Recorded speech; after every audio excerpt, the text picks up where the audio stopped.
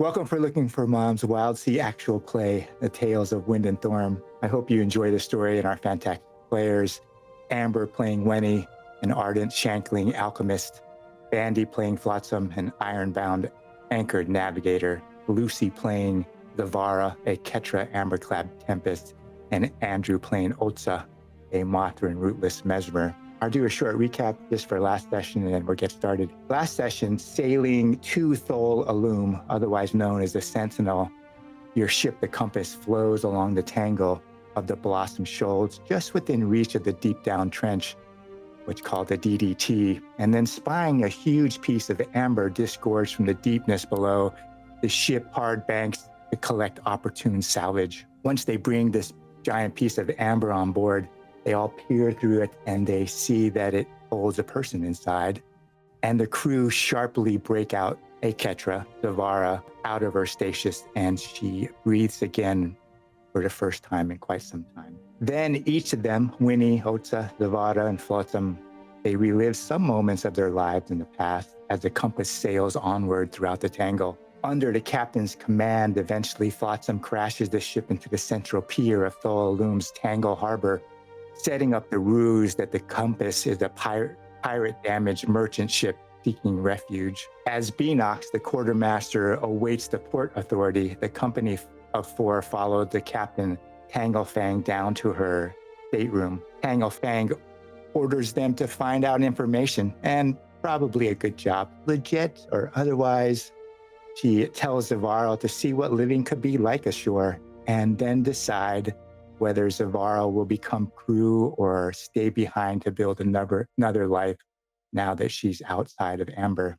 And as they leave, the captain pulls Otz-Za aside and whispers into his ear, keep all his eyes open. So your pier side, really, the Compass is tipped slightly to port. Her starboard side is laying partially on the pier itself because Flot-Sam has sort of crashed it on the pier, although not quite as much as the captain may have wanted him to.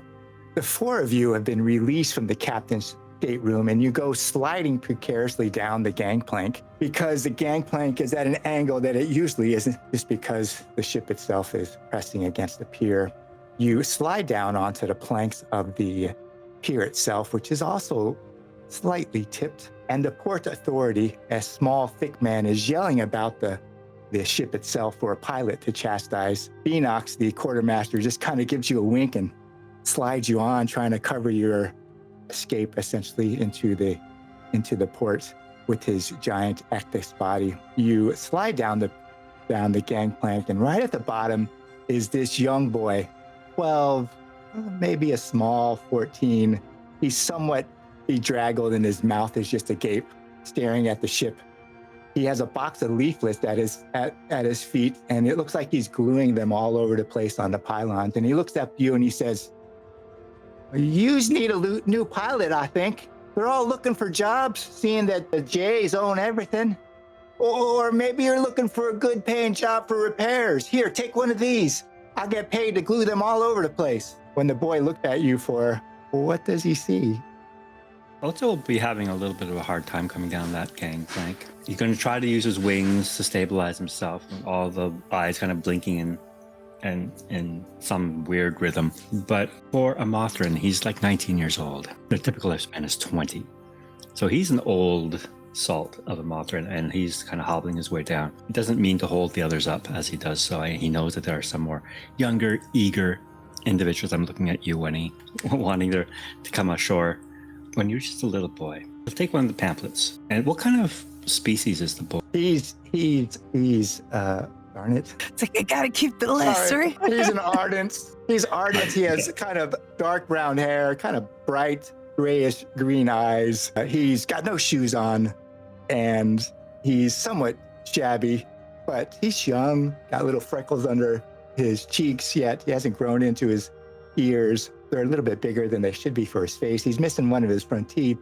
I'll take it. And when I bend down, I have the head of a moth, big black eyes, slick feathery antenna. And he's got a bit of a mutton chop, kind of furry, kind of beard look. It looks like a beard, but it's just kind of the fur, the way it's kind of grown around his neck. He bends down. Thank you, young man. If we do need perhaps a lookout in the future. Perhaps you look of nimble stature and quite agile. Perhaps we could use a new lookout to help our navigator who seems to have trouble getting our ship into dock. He shakes his head like, yeah. I'm called the Quick. Well, that's my moniker. Everyone has to have one. I'm called the Quick. Well, what you gonna pay me to be your lookout? Oh, I'll leave that to, and I'll look up to who's behind me. He kind of looks downtrodden. He Looks up at you, Otz-Za, and he says, well, maybe I can have some of that soft, powdery stuff on your wings that glitters. Oh, no, boy.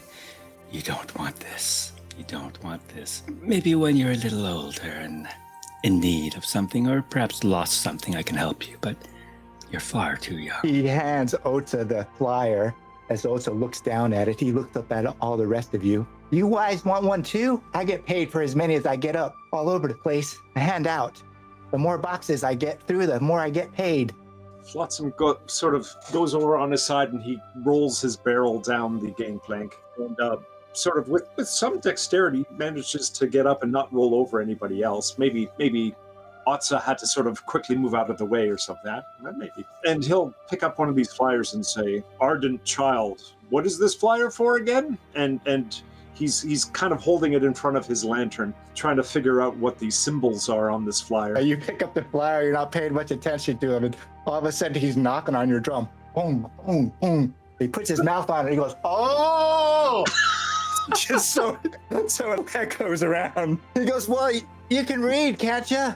Look, it says wanted, dead or alive, the crew, and the terrible captain of the flying cloud.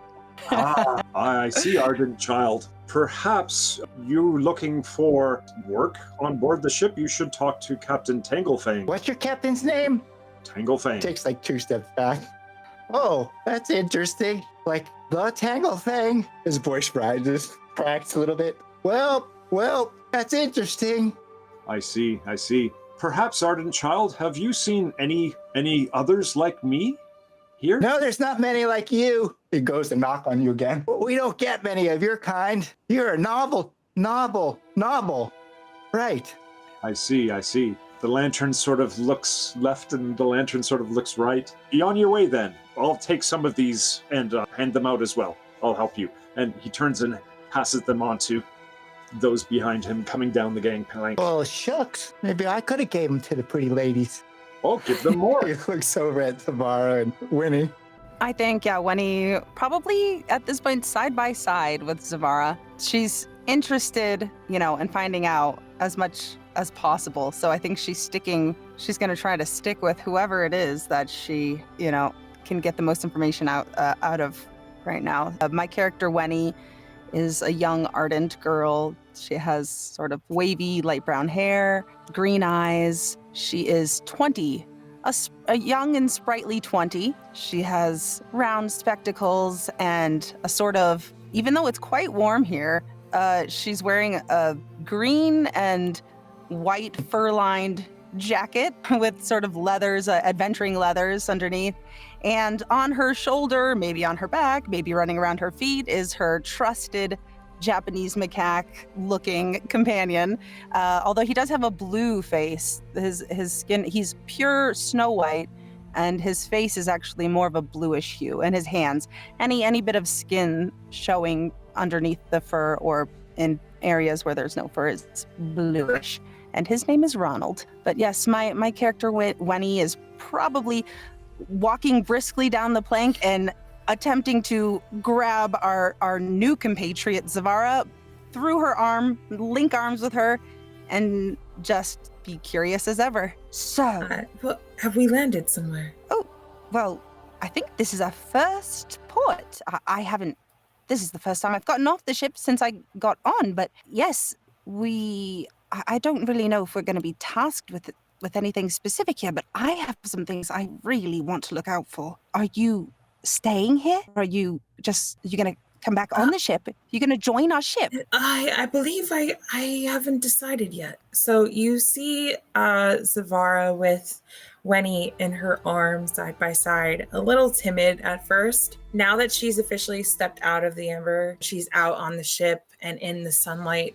It's a whole different environment for her. So you start to see her ink. She's wearing pretty much like a skirt and like a shield on one side of her arm, but she's wearing like kind of like a spider web-ish like tank top. She's not sure where she's at, so she's a little scared and nervous. So being next to Wenny and being in her arm makes her feel safe for now. So she says to you, I think we should explore and see what we can find. And then I guess at this point, do we have the paper from Flot-Sam in our hands? So I have it in my hand, and I guess what language is this? If I look at the paper, what language might it be in? It is low sour. Yeah, common low sour.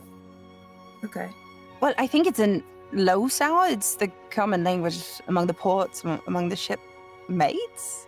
Yeah, it's pretty common around here. But is this important? The language or the pamphlet? The pamphlet. What is on the pamphlet when I look down at it? It's all. They're all the same pamphlets. It's a wanted poster for the notorious Captain Rico, right? Right. Okay. And the crew of the Flying Cloud. If you want more information, you could go to the nearest office of Cornelius Andrew J. Well, I don't know why these people are wanted, but I suppose it could be important to somebody, not to me. I have other interests right now. Actually, I'd say we have other interests right now. Are you interested in looking for Ketras? Ketras? You have me intrigued. Well, sure. You are a Ketra, aren't you? Yes, actually, yes, I am. I don't mean to suppose, but I just thought I am looking for a specific kind of Ketra, or at least Ketra peoples. And I figured you might be looking for Ketra too, maybe to figure out more about where you came from or these things. And yes. I'm sure there are Ketra here. I'm absolutely positive. Just go in the darkest corners you can find, is what my mother told me. Go, it's dark and maybe a little creepy. Like, I think that's where I think we should go and look out. See what we can find. Yeah, I would love to. Yes, let's go. I'm gonna march up behind Otz-Za and just kind of poke him hard in the back. Otz-Za, are you joining our adventure? We're gonna find out a bit, if we can, about Ketra. Oh, Wenny. And Sam, you too. I'll yell behind me now. This is not an adventure. I'm not quite sure. I don't mean to put a damper on your enthusiasm, but we're simply at port, running errands. Well, of course it's an adventure. I've never been to Thorn, have you? Well, maybe you have, actually. It's my first time, and it's her first time. Same, yes. What about you, Sam? Oh, who, me? I have been here before. Yes. He talks. Of course he does. Oh, hello. My name's Zavara. I just realized that she didn't know he could. I never met him yet. Yeah. My name is Flot-Sam. I am an Ironbound. You can see from the different parts of the ship that I'm composed of. So she starts walking around and scoping out the pieces that he's made out of. And she kind of takes a closer look and she looks up at your lantern and she says, You shine bright like me. Oh, my goodness. I suppose that's so. I have this lantern on my head. It was the last part of me to become me. I'm formerly a ship that happened to be cracked up in a bad electrical storm. Some say it was the worst one in centuries. And electrical? Yes, a great cyclone. My barrel, this barrel you can see is my body. Would you like to reach inside? And he has a little porthole on his side. Is it safe? I honestly don't know. Well, cool. You can see I have many tools that I could use. So she reaches in and she has all the ink go up to her hand and they illuminate so that way she can see inside his barrel. What do I see inside? What are you looking for? Yeah, there's many tools and many different pieces of rope and string. Perhaps some shoes and other things. I don't know. Sometimes I reach in not knowing what I need, only to find what I need. I'll try some shoes. Sure. Oh, okay. Rummage around in there. Oh, that tickles. I go in and I find a pair of shoes and I pull them out and I say, I guess these will work perfectly fine. And I take off the sandals that I had with me encased in the amber, and I take them off. I throw them overboard, and I put on the new shoes that. What do they I look say, like? Yeah, what do they look like? Well, I think they look wonderful. They're just shiny as new paint. Boy yells out from behind, "How deep it is in there?" And he drags his box up and he. Oh my god! Just shove all these in there before Mr. Denari sees it. Come on. Well, I think I put a hand on the boy. I'm like, don't shirk your work. That's not cool. Go on. Oh, he reaches out. He touches along her forearm, seeing if You the see ink does anything. It does. It kind of like scatters away the minute he touches it. And all you see is my sheer skin and the anatomy, like the bones and everything that makes me up. And I don't know if it scares him, but it's kind of different, I'm assuming, from what he's normally used to, being from this area. So it's not to scare him, but I'm sure He's he's 12. scared of it. There's not much fear in him yet. These Okay. big eyes. And he just got really. Do you mind? I'm not comfortable. Not with at that all. Right now. Okay. And I go up to Wenny, and I just go back into her arm. Come on then, everybody. I think we've got places to be. Well, if you want to get in on the bounty, since all the other ship left to find the pirate, you could go up to the offices of the Jays. It's the only one that's open, seeing as they own everything already. All right. A bounty on these people, you say? Actually, young man, could you tell us, do you know where any local Ketras are around here? Any shop owners or something like that? Yes. Well, I'm not allowed in any of the places you guys go, seeing as I'm so young. But my favorite place is the Salty Dog. Not that I go in there in the back door. Oh, all right. Is it an eating establishment? Yeah, you could eat there if you want. Wouldn't necessarily recommend it, but you can. All right. Have a salty dog, a boy at your age. Oh, just errands. Errands, Mr. Mothryn. Just errands. Just errands. Oh, well, I forgot, actually. You two have been here before. Maybe I should be asking you. He seems a little dodgy.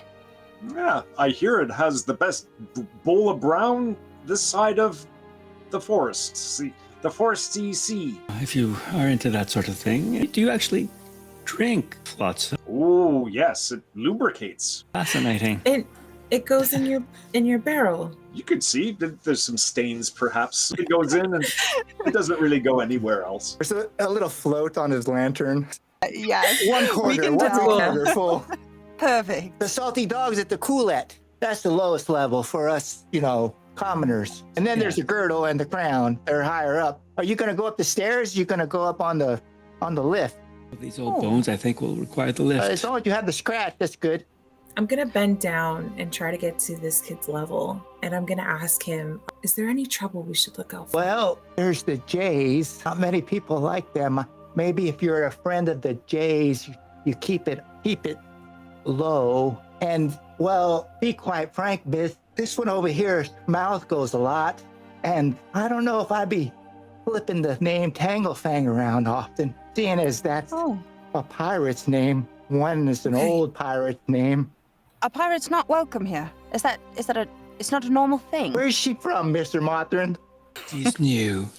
Please, let's leave this poor boy alone and let him carry on with his business. I'll take some of your pamphlets, boy. Oh. No. Well, I'll grab a sheaf of them if he gives them to me. he only got about 10 left. The others he stuffed inside of. Blossom barrel. Look like you have a good job to do. Look at Flot-Sam. They all say the same thing. They have a picture of Tessie Rico right in the front. It's all black and white. Her eyes are pretty steely. And then there's some other figures around her. And then the flying cloud is off to the left. And it just says wanted, dead or alive, crew of the flying cloud. Parts of the ship are a full ship extra bonus. See any office of Cornelius Andrew J. for more information and latest rumors of whereabouts. Is this any information that we require? Do you think it comes in handy for our captain? We should let her know that there is a wanted pirate on the high seas of the WildSea, but it shouldn't be our immediate concern while we are here at port. He'll take the 10 sheets of paper, open up Flot-Sam's porthole, and shove them in with the rest. Another boy goes, well, that's it for me. I guess I better go get another box. All right. Bye. Bye. Before we leave, go any further, he's going to whisper. Otz-Za's going to whisper into Wenny's ear. Now, please take care of this one. She's new and quite important. Important in what way? She's intrigued. She's like, there's more information here. We have yet to determine that. Well, okay, that's very true. That's very true. We don't really know her origins. It's very unique, isn't she? She's quite beautiful and amazing, as are you. As I mentioned before, I do have a list of questions I will be asking you. But I think we should get going now. yes, we can walk and talk on the way. Let's go. Roy stands there and goes, good luck. Hey, dog, we go. The pier is about 300 steps long. It's obviously a little bit tilted where the ship is, the compass is pushed up against it, but then it kind of straightens out. They got these big, huge pylons that you could barely get your arms of, giant trunks of trees that are driven down into the Tangle. But eventually you get to the end where the basalt tower of Thol-Alum just rises up above you and faceted. There's this tiny little stairway cut in there that you can see just winds up. About midway up there is the lowest level Alum called the Coulette. There's another way to get up. We see these big long ropes, big thick ones that are probably multiple strand ropes all the way down, and this platform that is just connected by the corners. There's no railing or anything. It's just a square platform, and it's just sitting there. All the shops, there's offices and little warehouses that are all along this inset of the pier itself or the Tangle dock. And most of them are all boarded up and closed. They got wood across the doorway. The windows are broken. No one seems to be around except for one office right near the lift.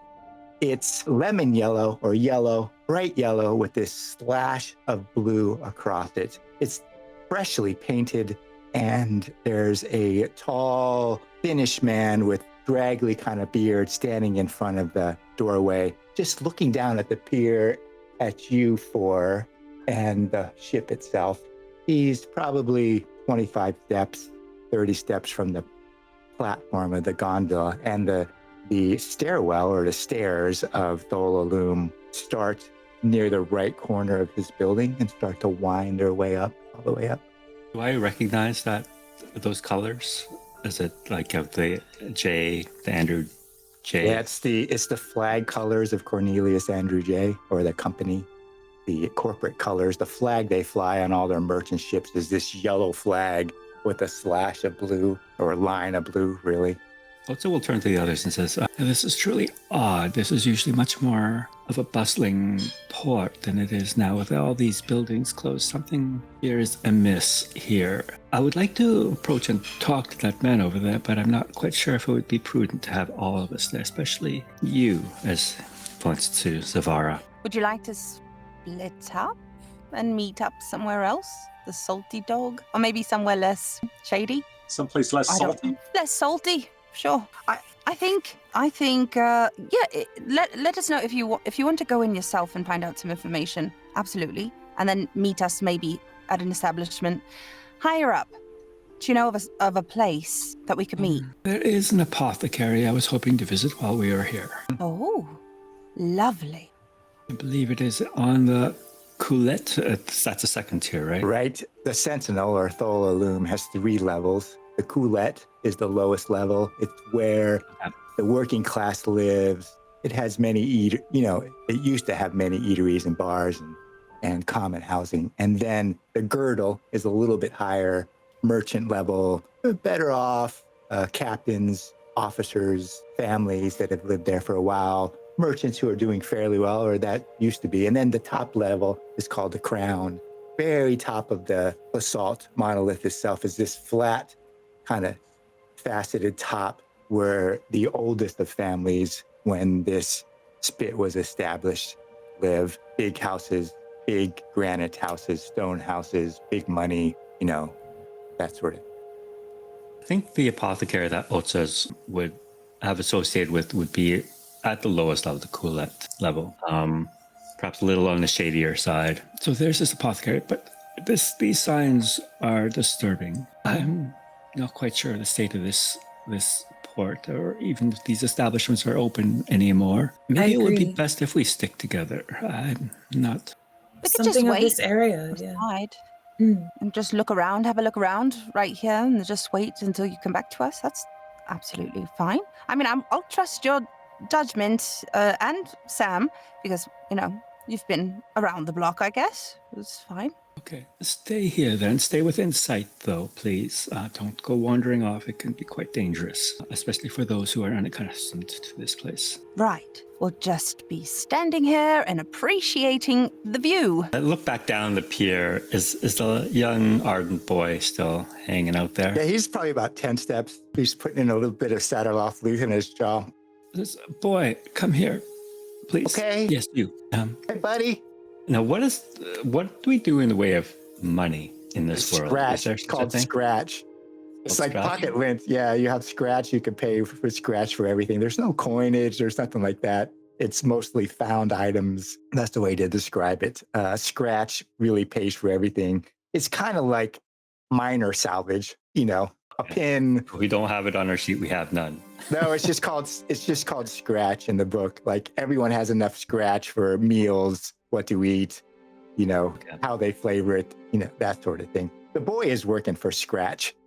Essentially, it's kind of a barter system: beads, chain, rope, string, thread, shinies, dull things, even a nameplate. Like all kinds of things can be used as scratch. Its value is lower and different depending on the person, but it's not like salvage, like a piece of an herbal product or something that you've taken from a ship or something of importance. That's a little bit different. So everyone has enough scratch to get by.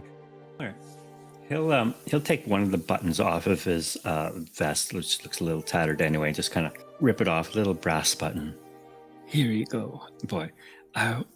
Please keep an eye on these two. They're new in town, and I would hate for anything untoward to happen to them. You want me to keep an eye on these two right here and that one? He points at Wenny. I might need 3 buttons. 3 buttons. Oh dear, I look down at my vest. I have like 2 buttons left. That'll be all my buttons. Oh dear, you strike a hard bargain. Now I'll pop off the other 2 buttons and put them in his head. Okay. All right, then he puts his arms into Winnie's arm, and his arm and Zavara's arm, and he's shorter than you. He goes, "All right, pretty ladies, what would you like to see?" "Well, where are you going anyways, Mothryn buddy?" Well, I'm just going to check in with this gentleman over here. "Okay, maybe we'll ride the lift. Meet you up topside." Very good. Very good. Put that scratch to good use. Now, no salty dog for you. "Of course not. I'm only 12, I think."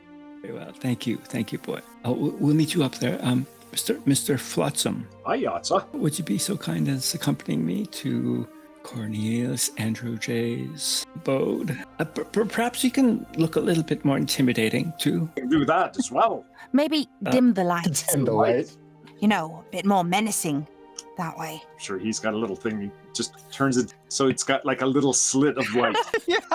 Excellent. So the boy, whose name you don't know yet, takes you to the lift platform. It's not a gondola really. It's just a flat square of wood that's maybe 10 steps wide and 10 steps long. And he looks at Zavara and Wenny, and he says, "Okay, now stand right in the middle, because you don't want it to get tippy."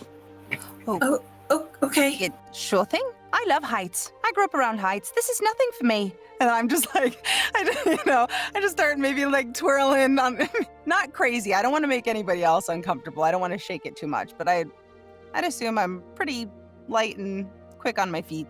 So Okay. So she's this having a wonderful time. huge rope comes down, it's all twirled, and it hits like a capstan or a key, and then it branches out to 4 separate ones that attach on the corners. And the boy jumps off and rings this bell.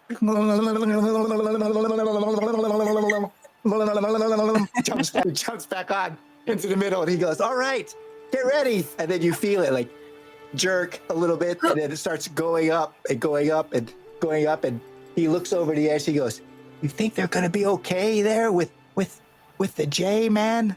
Oh, but probably fine. That's Yeah, the guy you warned us about, though. Right, that's what I meant. I nudge Zavara. I'm like, they've been a block. They said they've been around the block. I think they'll be fine. Okay. Oh, okay. He goes, well, we should have some fun anyways.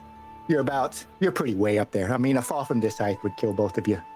He looks at you and he gets this funny look on his face, this little kind of sly smile, and he goes, all right then, hold on tight. And he just jumps.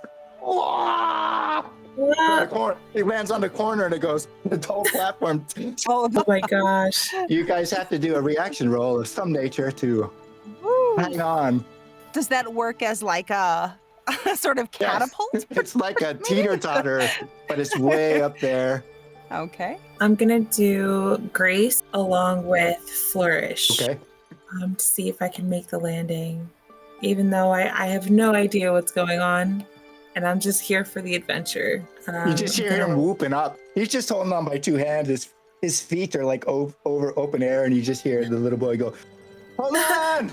Oh, okay, all right. And then I'm gonna go for it. Oh, all right. Okay.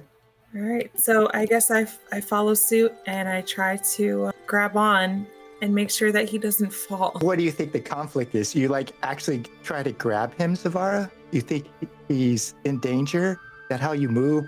I want to say that I think he's pretty used to this, to where he's not in danger. And maybe as I don't know. This is hard. Maybe I slip and I kind of, I need help. I was gonna say, could I like kind of being generally comfortable up here, and along with my wonderful companion Ronald, could I kind of just tell him, Ronald, lend her a tail, will you? Come on, where's your manners? You know, and send him off to go maybe lend a tail. Sure, maybe the conflict is that Zavara grabbed the tail just a little bit too hard. Ronald had a little squeak, a little voice, like, you know, he's drugged down a little bit as Zavara's holding on the tail and the one side of the rope at the corner as you hold on. I'm sorry. I'm so sorry, Ronald. I hope I didn't hurt him. And I look over to you. Okay. Fine, don't worry about it. So I think we got in your way. I think for like maybe she would have made the jump had I not sent Ronald. Ronald kind of confused her. There's the conflict. Let's see. I will roll. I have Grace and Flourish. And can I use Ronald as an aspect to just tell him, come on now, be a gentleman? You could add a dice for Ronald as an aspect. Okay, cool. All right. Ooh. All right. Oh, you triumph. There's a triumph. I know. That's my... Seriously. Yep, so I just kind of... Yeah, exactly. On the deck, it might be a different story. But up here, like, you know, I kind of flutter across. Thank you, Ronald. Very lovely. All right now, young man. He's just watching you, Wenny. You're used to being in high places and on branches and in precarious situations. And he just whoops and laughs. That's pretty good. That's pretty good, lady. And the platform like swings back and forth like this. Because you've unweighted it on the ground. Otz-Za and Flot-Sam come up to this man who's outside the company house of Cornelius Andrew J. He's tall and thin. He's got this patchy beard that kind of seems scraggly, but he's really just trying to grow it out because underneath his chin is like tufty, like a rig ferret's fluff. He's really well dressed, kind of impeccable, and he looks up and says, "What are your sailors doing?" Oh, they're just testing out your ropes. Whoa. They're structural engineers of sorts, I suppose. Just doing a little bit of testing. Very enthusiastic new crew members and all. He reaches out a hand. He says, "Oh, friends, what ship is that? She looks well-traveled and capable. I'm Kavnar Denari of CEJ. You know what that means, right?" Do we know what that means? Cornelius Andrew J. Yeah, Cordelia. I should have said Cornelius Andrew J. Yes, of course we do. How could we not? Otz-Za, and this is my friend Flot-Sam. We couldn't help but notice the number of establishments around here are shuttered and closed. The last time we were here, it was much more bustling, much more lively. Could you tell us what has happened? Yep. What ship are you on? What ship is that? She looks well-traveled. Oh, it's the Sextant. Sextant. Where are you out of? I just kind of give a hard elbow to Flot-Sam's barrel. Where are we out of, Navigator? I get lost and confused with all those maps and charts and things. The WildSea, of course. But I see you got our flyers. Are you here to hunt the despicable pirate Teshe Itrico? She's taken 11th ship this season. Terrible, but it is terrible. But it's putting so many people and places at risk. Perhaps some of your own. Where did you last sail from? Over beyond yonder. He looks at you, Flot-Sam, and he goes, we don't get very many of you types around. Your kind is kind of rare. What's your whole number and name? Will you remember? You might be one of ours, built, sailed, and owned. Have you seen ones like me before? No, you're rare. Pretty rare. What was your hull before you became what you are now? Well, I was the Samuel. Yeah, I've got this written down somewhere. Samuel Breach. Oh, yep, not one of ours. Guess I can't take you in then. Well, are you interested? Me in? You would take me in? Well, if we built you, we own you. Yes, but what about salvage? Well, you're not salvaged if you're walking around. No. When a ship wrecks, anything that gets broken apart is free for anyone who comes upon it. You cannot take me in. You should not be taking me in. Sure. Slow down there. Slow down. I figure you're just here about the flyer. You all interested? I mean, you can make a lot of money, it sets you up for life. You never have to work again. You probably could get your own ship. All you got to do is, convince your crew and... How much money are we talking about? Enough to buy 3 ships, especially if you bring on the Flying Cloud. I thought there was only scratch. What is this talk of money? Lots of scratch. So what, is it because of this terrible pirate that all these shops have been closed? Yeah. His smile is pretty wide, way wider than it should be. There's such a thing as an insight check in this. Yeah, I think it's an old salt. It depends on your relationship with the J. Companies seem like that's the reason. Although he never really answered your first question to begin with. Well, if you're interested, last sighting of her was east. And if you bring her in with the Flying Cloud, Cornelius Andrew J will set you up. Never have to work again. You probably have a house all the way up on top on the crown or any other spit you like. Right. Are there other representatives of CHA here? No, just me. Just you. You're the sole representative. Oh, here. Oh, yes. I mean on Tolalum. Oh, yes. It's all mine. My demesne place. I see. What is he dressed in? Is he look like a merchant or a soldier or? Yeah, fine merchant clothes, maybe a little tiny tie that only goes about this long. His cuff is up down to his thing. His buttons are all shiny. Probably some sort of metal, maybe 4 or 5 on the sleeve, up and down the thing. He's got another shirt underneath and a frilly wrist. And he's got fine shimmery pants that go all the way down to cut up of his buckled shoes, which are shined black and gleaming.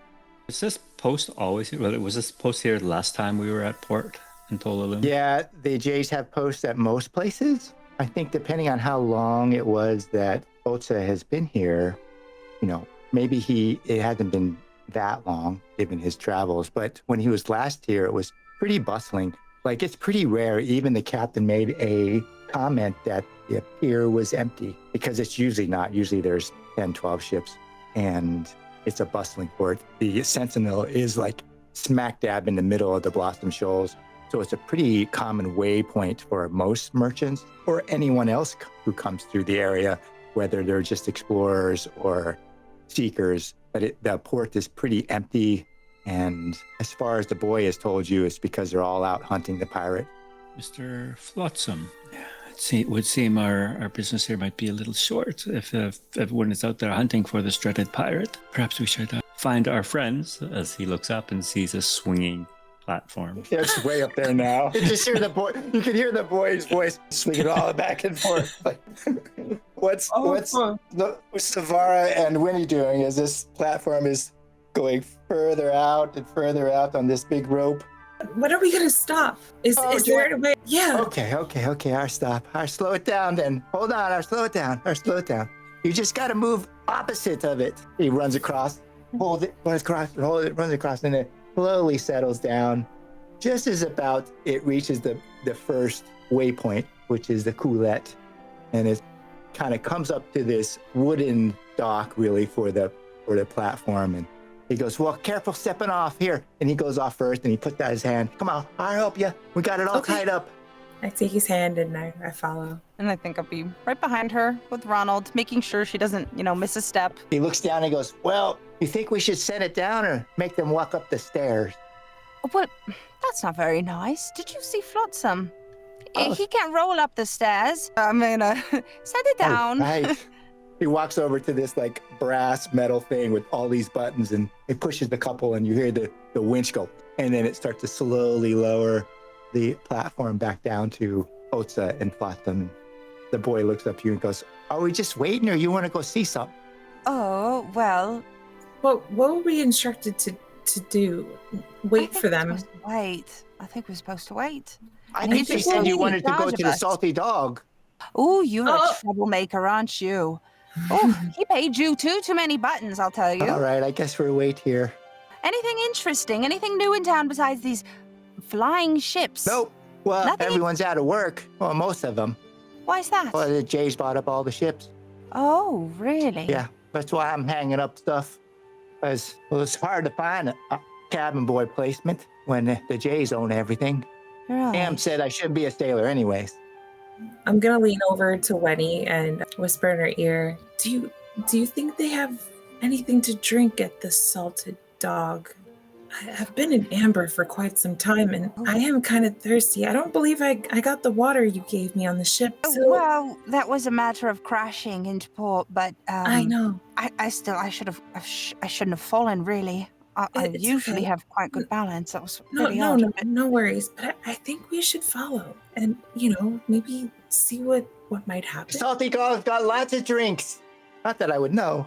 How about this? How about that we just walk and we can stroll on our way and we'll just do it slowly so they can catch up with us. Okay, let's do that. I think before we start walking off, I want to kind of look over the side, look down, and see if I see our friends maybe on their way up. Oh, what do you think, Otz-Za? Should we take the steps, maybe? I'll just look at you. Are you serious? I'm 19 years old. I'm 19 years old.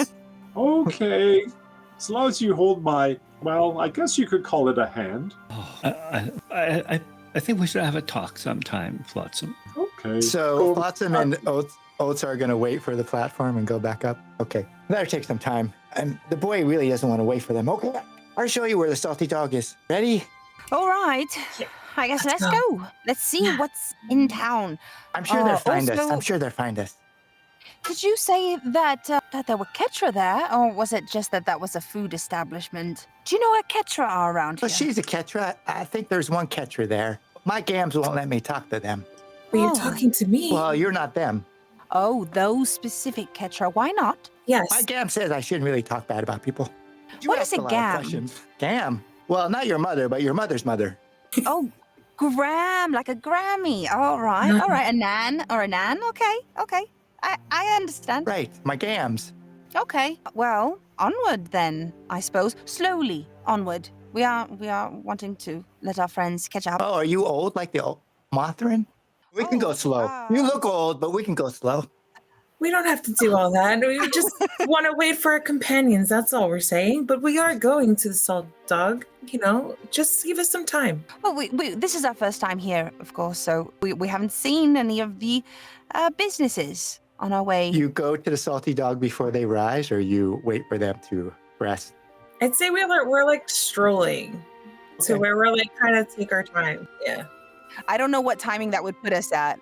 Like Zavara mentioned, she wants to go see the sights and head towards the Salty Dog, but I'm kind of like, yeah, let's go slowly and let I think I have the intention of going slow enough that we can kind of have a look around and hopefully wait for our friends to catch up with us before we enter any place. Okay. I don't know how far the Salty Dog is though, so it could be just around the corner. Do we stick out like a sore thumb around here? Like me being a Ketra? It actually seems kind of deserted. There's not that. So the Sentinel or Thol-Alum, the houses are carved into the basalt rock base. And there is a promenade or a walkway that goes slowly in a spiral up in the cruisette.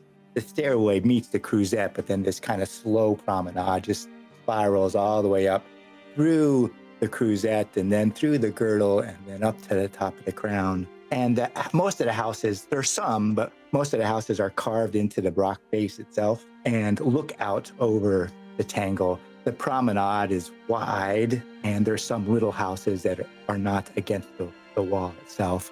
And so sunlight comes in. There's planters that are carved out of the rock too. And so they have plants and even little gardens outside their front side. The cruisette itself is really tightly packed houses carved into the rocks, really narrow, maybe 3 stories with windows carved into the rock itself.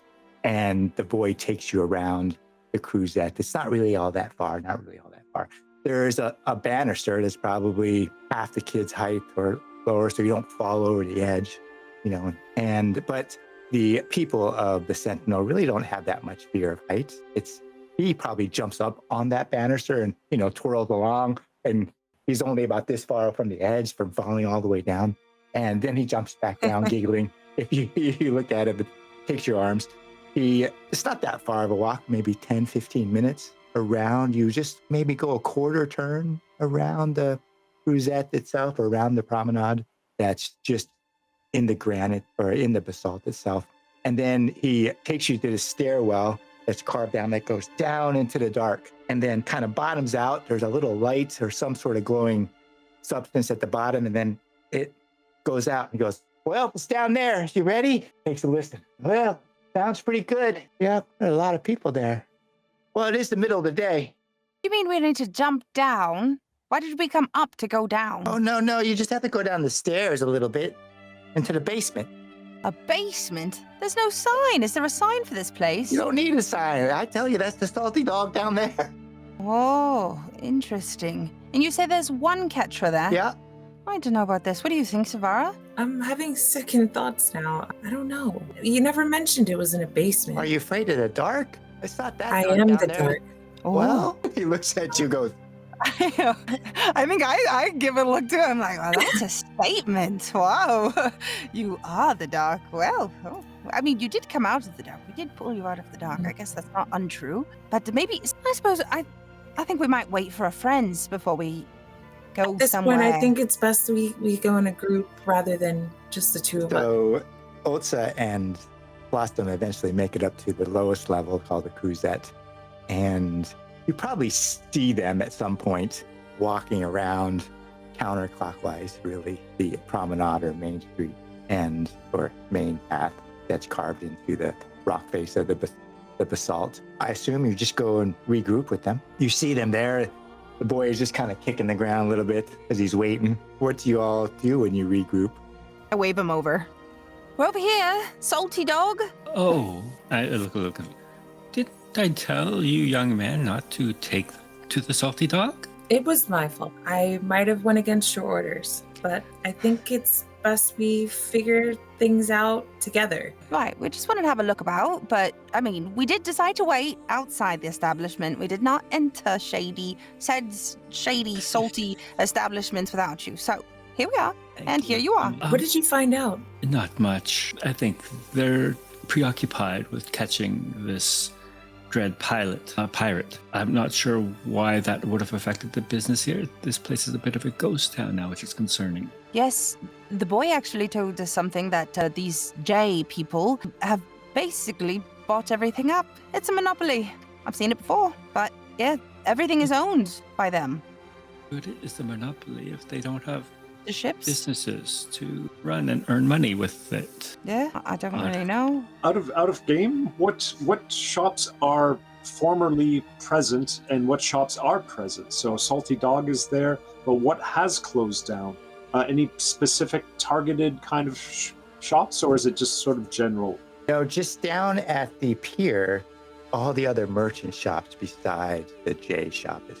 So any of the traders, so to speak, or okay. Any of the shippers, traders, merchant families, other ships, or that's what it sounds like at least. The other shops, the other thing, everything else is open. Just the merchant class seems to all have been subsumed by a single family or corporation or been bought out. That's what it sounds like. Be careful when we enter the Salty Dog. Keep your eyes open and I know you are interested in meeting others of your kind, Zavara, but be warned that not everyone will have your best interests at heart simply because they look like you. I keep that in mind. I take a mental note and I nod at Otz-Za. Are we going? I think we should. All You're right. thirsty? And I'm interested to see what we find. Hey, let's go. You're not Not going, you. young man. I pat him on the head and I say, thanks for your help. Oh, shut. You said you were too young yourself. Yes. And you spend those buttons well, I suppose. Well, if you need me, I just live 2 doors down. What's your name? Well, my gam's saying names are important. They mean something. You got something to trade? Didn't you not say that you're called the Quick? Yeah, but that's my moniker. That's not my name. I don't think it's worth a trade. My name's not worth a trade? No, Ah. sorry. I know it's tough. You Must sure been you're tough, not the but- dark one? Oh, lively.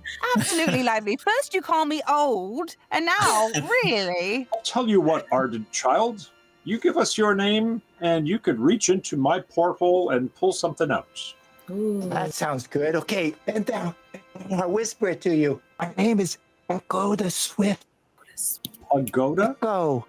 Echo. E. Hey, you. Okay, here you go. He's rubbing it around. He goes, I just feel lots of paper.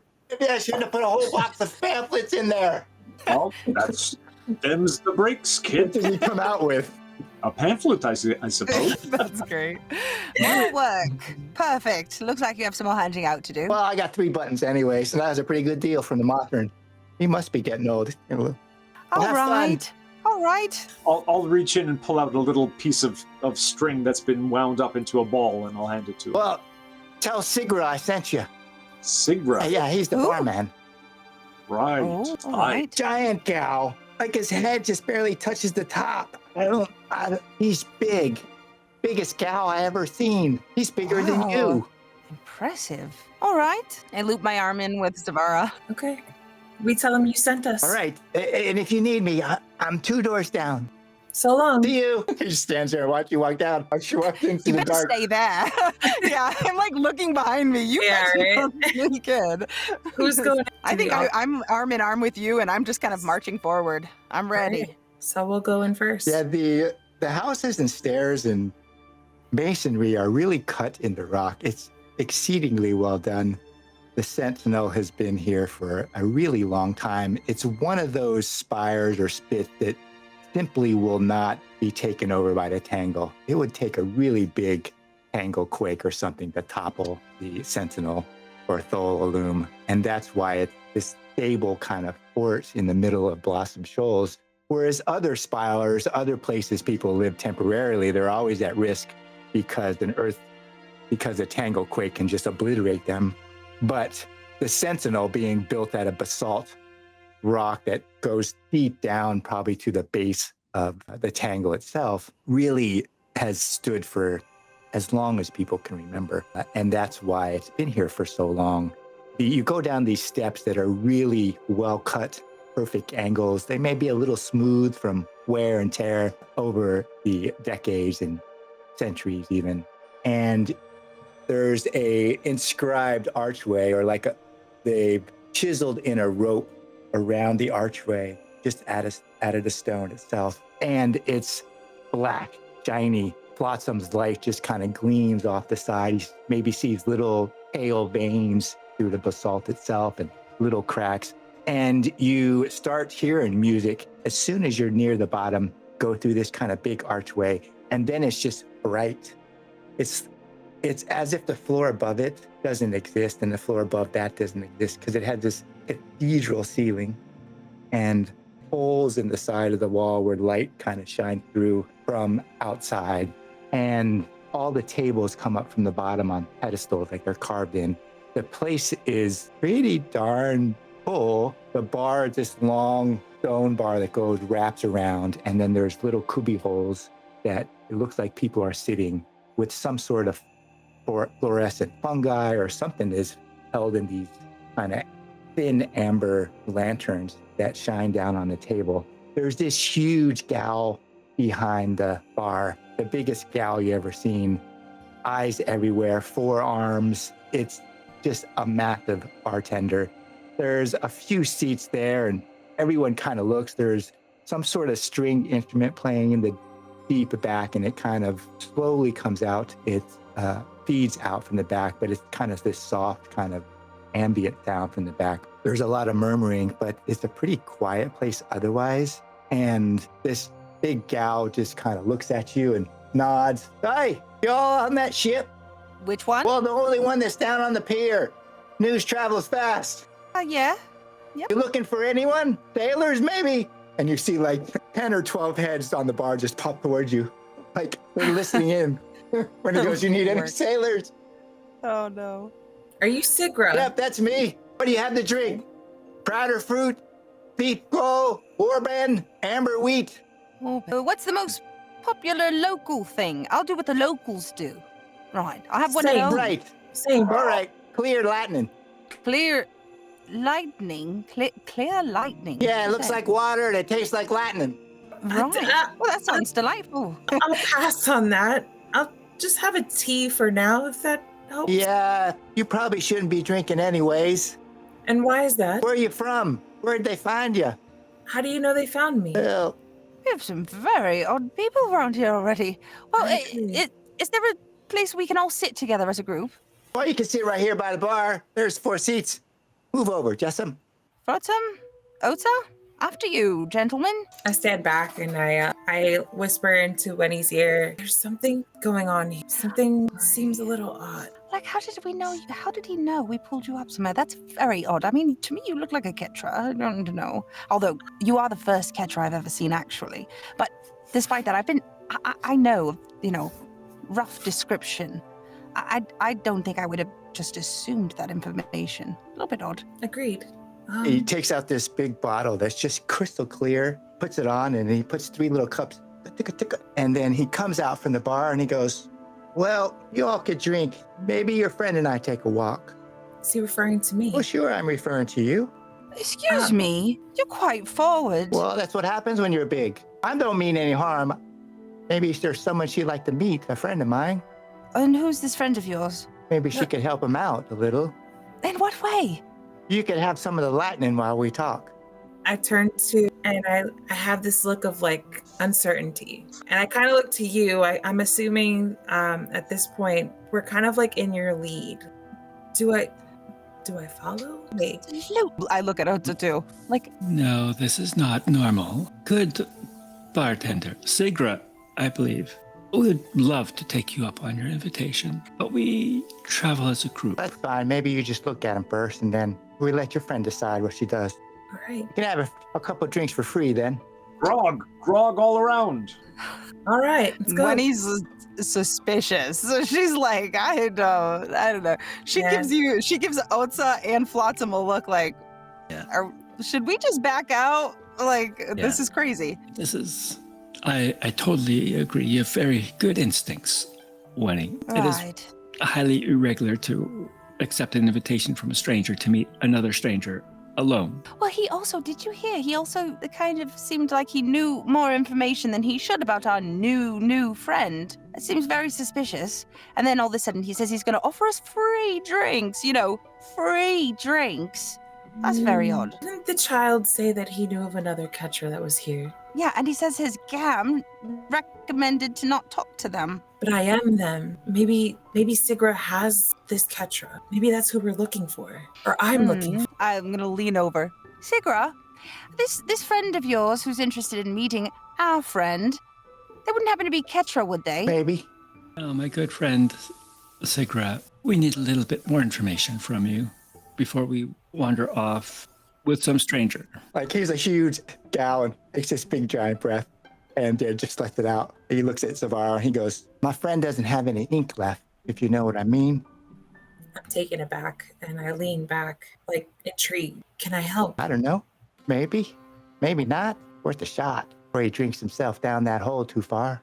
Okay. Turn to the group and I say, maybe this is what I'm supposed to do.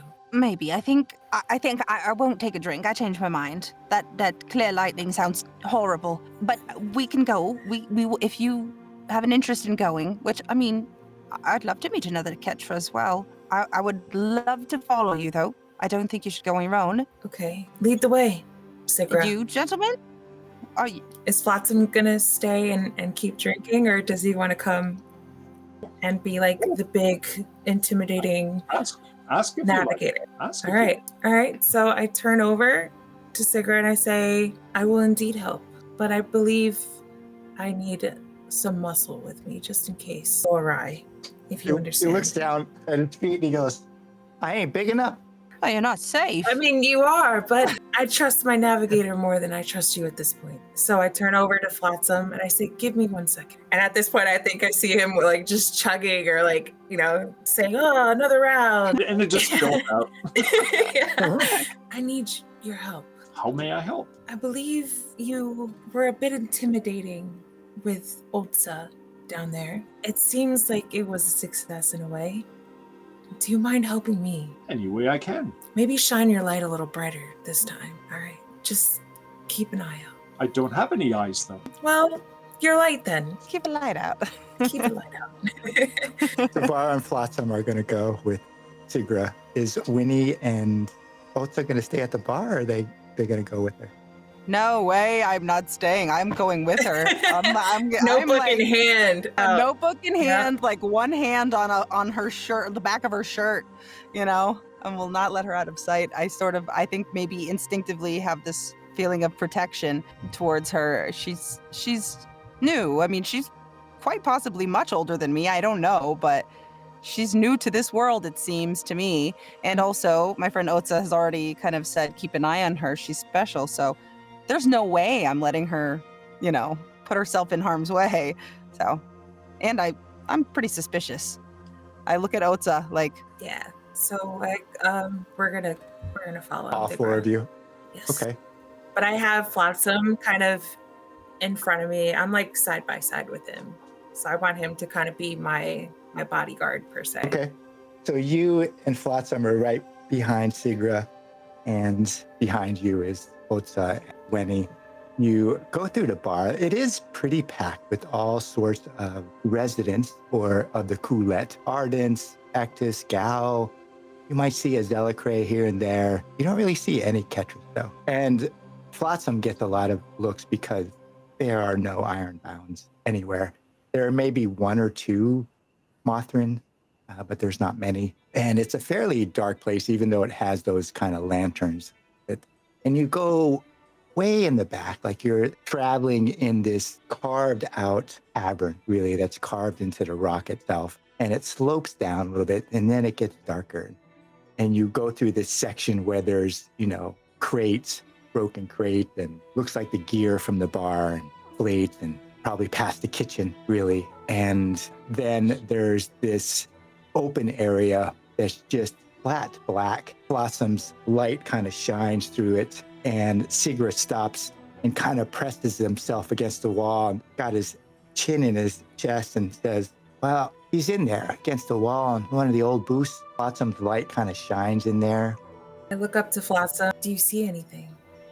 Something off in the corner. Blossom's light hits him. It's like a ghost. This pale white, like a gleam of bone, flashes out. At first, probably Blossom's light is traveling around trying to find where to go, and it hits him and just gleams back out at you, completely bone white. And you hear Sigra kind of whisper, low voice. He's also grabbed a bottle of lightning in the hand and had the cup and pours himself a drink. And his name's Garibaldi. Only Ketra I know. Been here quite some time. Well, he's been lost a long time. Maybe you can bring him out of it, being you're one of him.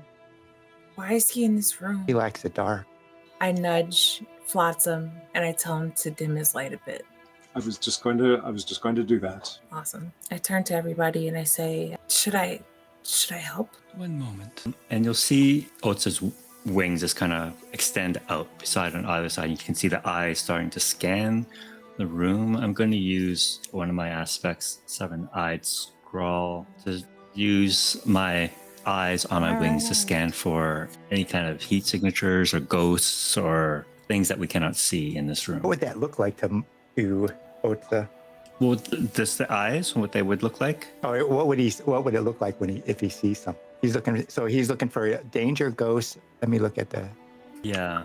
It's the 7-eyed scroll. It says perceived in a different world, right? So yeah, mark the guy's form of sight for a brief time. So I'll mark 1. I think the way that I would picture it is that maybe when his wings open up and the eyes are normally like colored, correct? Yeah.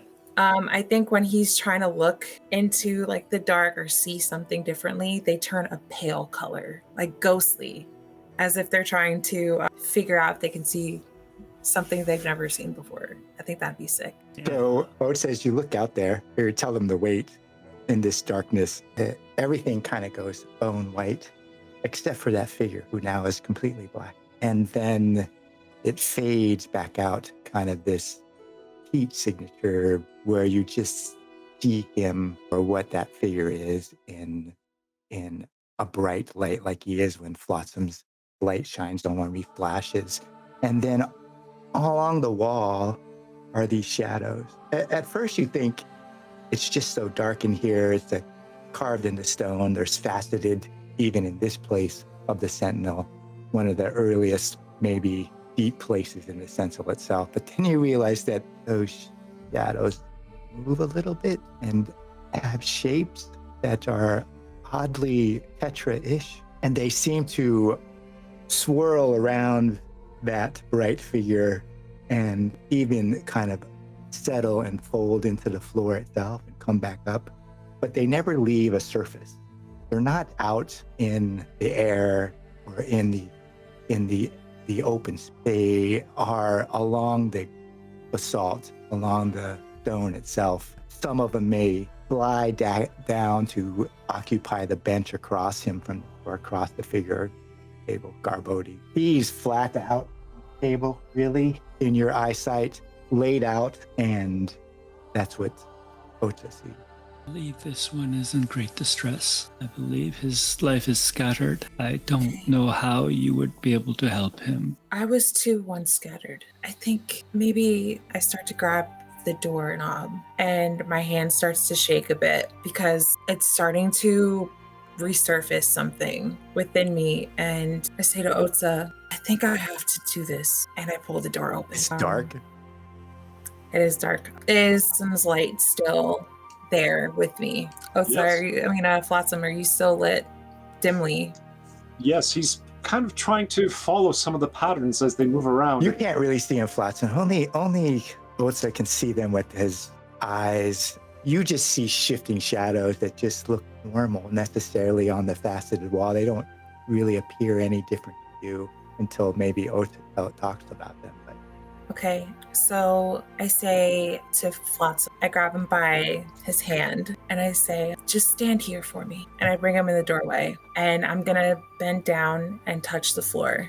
And I'm gonna use an aspect. It's called crawling pattern. So a glowing patch or like one of the inks on my hand starts to make its way. So a glowing patch on your flesh crawl at your command, even onto others nearby. Mark this track to create a dim but lasting light on you or a nearby target. So I get down and I allow this ink or like the patch to crawl, and it's lit and you can see it like making its way towards the figure or like the guy, I forgot his name, but it's making its way towards him, and I want it to essentially latch onto him and kind of light him up. sure. So you let me a piece of your ink and it goes out into the darkness along the floor. He's pale white in that deep darkness, although Flot-Sam's light just probably on the edge of it. It's just Flot-Sam's light's dimmer. Maybe Flot-Sam can dim the light or change the color a little bit or whatever. And maybe it's a softer, kind of warmer light that doesn't fill the space completely. So you just catch him on an edge. Really, this white, completely white Ketra that's laid out on this stone tabletop in this booth, one of the old booths perhaps. And that ink of Zavara crawls across the floor and fractures and moves, almost like lightning itself, and then touches his foot, and you see him damp down a little bit. And then it almost like jumps from the floor onto his lower leg and feeds up to his side along his arms. And you see his head like lazily get up, and he looks at his arm because now it's glowing, even though it's black. The ink of Zavara is on him. It's part of his arm now, but it glows. The rest of you would just see this glowing kind of illuminates this pale Ketra's face. And he looks out with these completely pale face, no eyes, nothing. It's just a white form except for where he has it on. And his croaky voice comes out. Zavara, is that you? Have you found me? Who are you? Got her. God. Did he just call her by a name? I look up to Flot-Sam, and I'm gonna say, what? I don't remember any of what it. I'm just completely baffled. My ink starts to get all jumbled up because now it's like trying to resurface a memory. I don't know. I thought I was just helping him. Right. He's using a different name. He's using Mara. He's croaking out for Mara, his daughter. Yeah. But I'm hearing Mara. You might. Okay. Are you hearing your father's voice instead? Sure, yeah. What does Zavara do when she hears this or mishears it? I looked up to Flot-Sam, and I'm just disheveled, and I can't figure out what's happening. I think like my ink is kind of like in shambles right now because it doesn't know, like it's not familiar with someone calling me by my name or what it sounds to me like my name. And I turn to him and I say, turn your light up. Turn it up. What's wrong, child? He knows my name. I thought I heard that too. How would he know your name? Have you met him before? No. This is my first time here, I think. And I turn to Sigra and I say, what is this? Who is this? Why are you showing me this? Garibaldi needs help. He's been my friend a long time since they broke him out of Amber. He's been here decades. Now look at him. Lost his past, lost everything. Can't remember a single thing. I don't really feel like losing him. I thought maybe you could help him. But why do you keep on giving him that lightning? Better than him jumping over the side. I whisper to Flot-Sam, he's like me. I look down. I said, you don't look the same quite like. I want to scream out or like make my voice a bit more louder and say, what are you doing here? Does he hear me? His head, he's got his head on his side and he's just touching the ink that's now on his arm. And he's just murmuring to himself. You hear the name Mara again, and you hear his name, Garibaldi. Wenny, are you seeing this? I think I heard. Well, I thought I heard your name first, and then now that I heard it again, it sounds like Mara. Or maybe it's just me. Maybe I heard it wrong. I don't know. It sounded like Mara the second time. Excuse me, sir. Were you saying Vara or Mara? Or Zavara. Poke my head. Zavara. We have a friend here named Zavara, so I thought maybe you were saying Vara, but then the second time it sounded more like Mara. We're just trying to get some clarification here. And no clarification comes. Oh, wow. He doesn't respond. No, he's just touching the ink and just saying Mara, right? Yeah, he's pretty kind of laid out still, but he looks at it for a while and then he just lays back down on the table or puts his head back down on the table. I'm not sure I'm much help. Wow.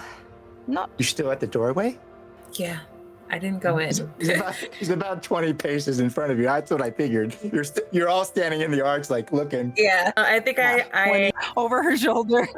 Yeah, I think I'm pretty stuck on Otz-Za's kind of instructions of like being careful. So Otz-Za will say, wait here.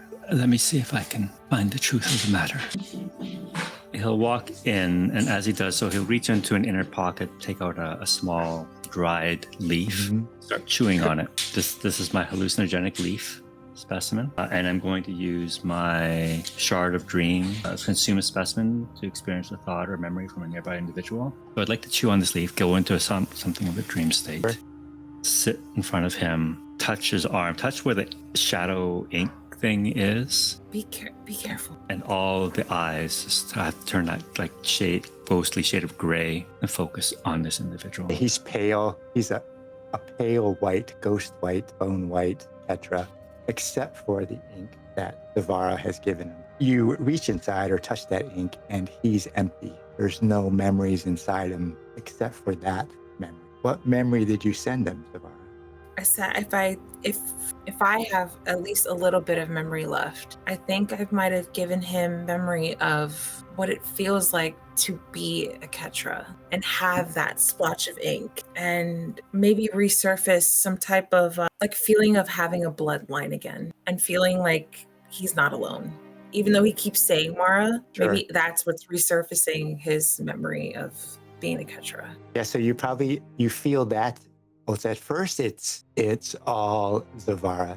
It's all Zavara's memory of being Ketra, this long lineage of the deep down dark, and what the ink on her means in a deeper sense of connection. And then it starts to seep into this individual Garibaldi, and you see a memory of him broken out of Amber, and maybe a memory of Mara, his daughter, much younger, much smaller, small Ketra, and a vision of where it is he may have been from. It wasn't the same place that Zavara was, somewhere else deep and dark, but it feels wet. Hear the sound of water and smell fungal kind of dark earth, and hear maybe trickles or flowing water, but it's still just as black, but just something different, something side.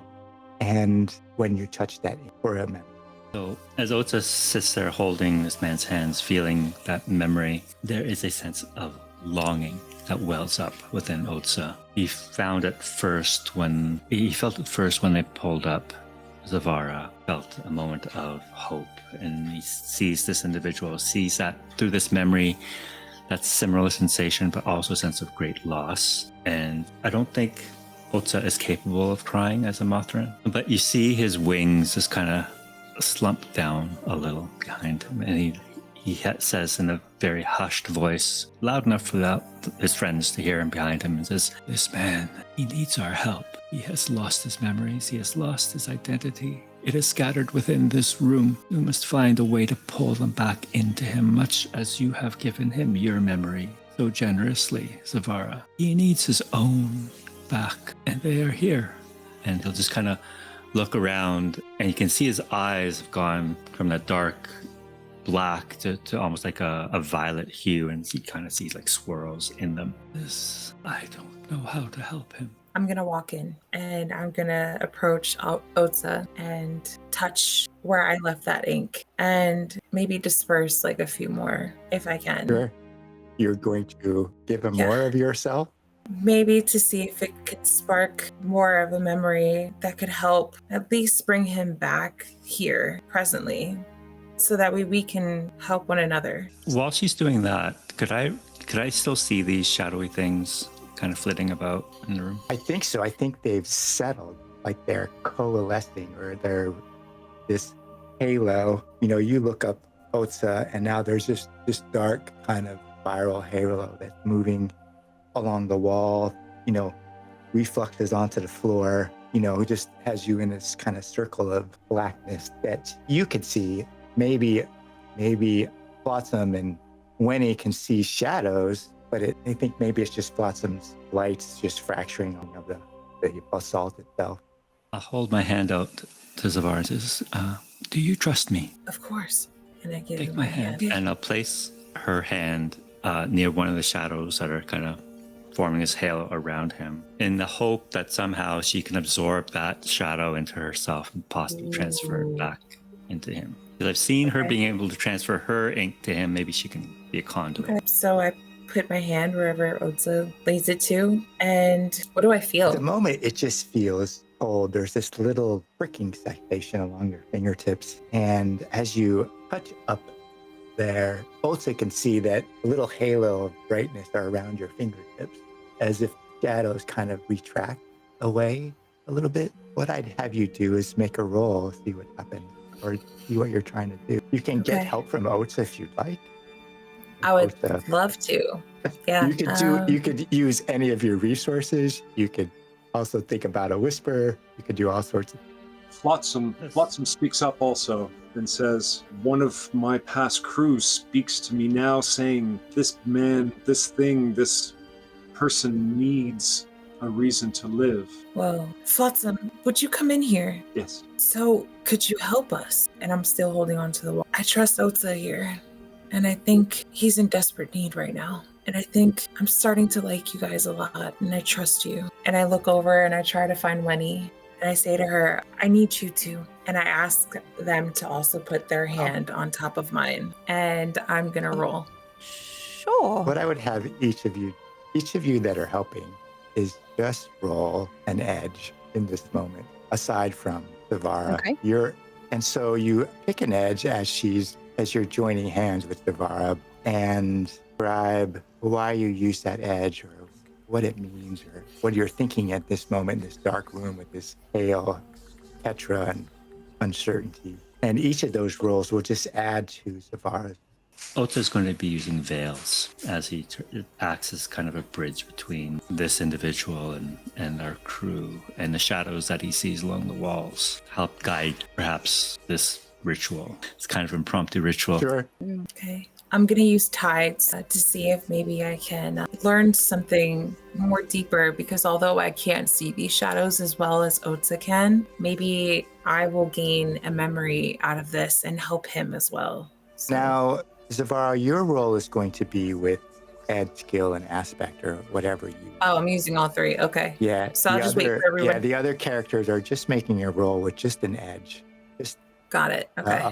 A personal edge in this moment, how this moment affects them, an edge and so they're just going to roll one die where you're going to use an edge, skill, and aspect. Okay. What about Wenny, as you go across this dark floor, light fracturing across the roof, and Zavara asks you to join hands with this pale Ketra sitting kind of laid out on a table. What's Wenny thinking? I think Wenny is thinking to herself, me? She doesn't know what she can do. She's this is now the second Ketra she's ever seen in her life, and there's some weird ink magic happening.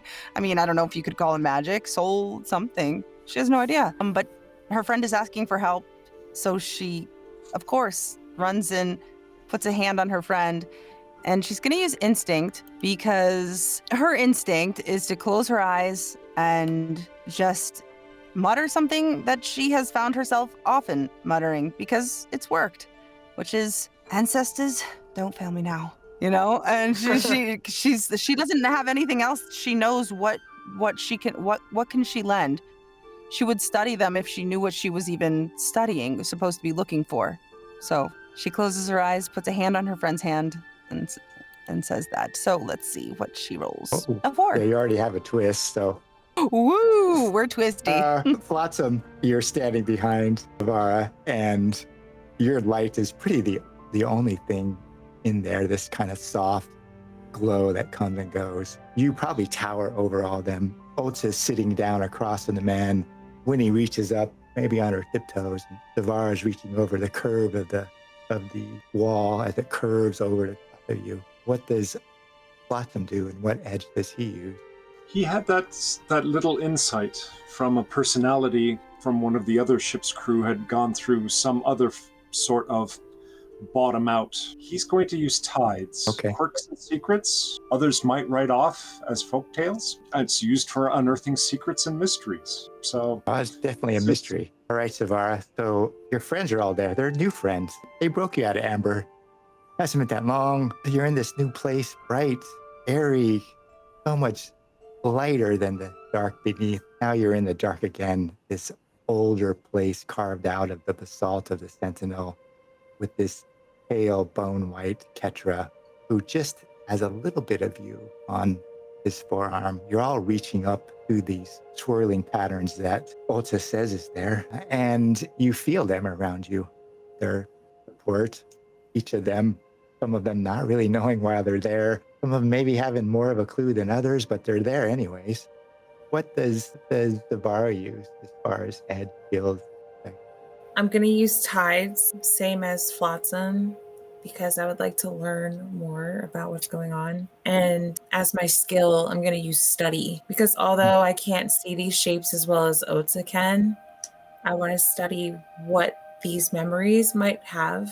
but I feel that having my companions on my hand will allow me to gain a bit more of a closer look because I've trusted them with allowing me to get out of this amber. And they've taken me in so easily, and especially in this situation as well. So can I add advantage, or can I just do the edge and skill? Oh, you can add whatever you want. Okay. They were just limited to an edge, this idea that they're providing support somehow. I'm gonna also add a whisper of the comforting dark. Okay. And I'm gonna roll. Okay. Roll a 1d6. See how that whisper comes out of your lip. Oh, a shout. Oh my gosh. Okay. Yikes. Okay. All right. So you're in conflict. Everyone rolled a conflict. There's no 100% success. Conflict with a twist. We get there in a minute. You shout out. You shout out this whisper. It comes out of you as soon as you make that attempt. What Otz-Za sees is all of a sudden the shadow darkness starts to whirl and agitate, and then, Zavara, you see half your arm go black as it refluxes out, and you scream out this whisper, the comforting dark, which is a shout. I have to look up shouted whisper. You change reality, really, but you have a conflict. Oh, goodness. Oh, no. Reality, No.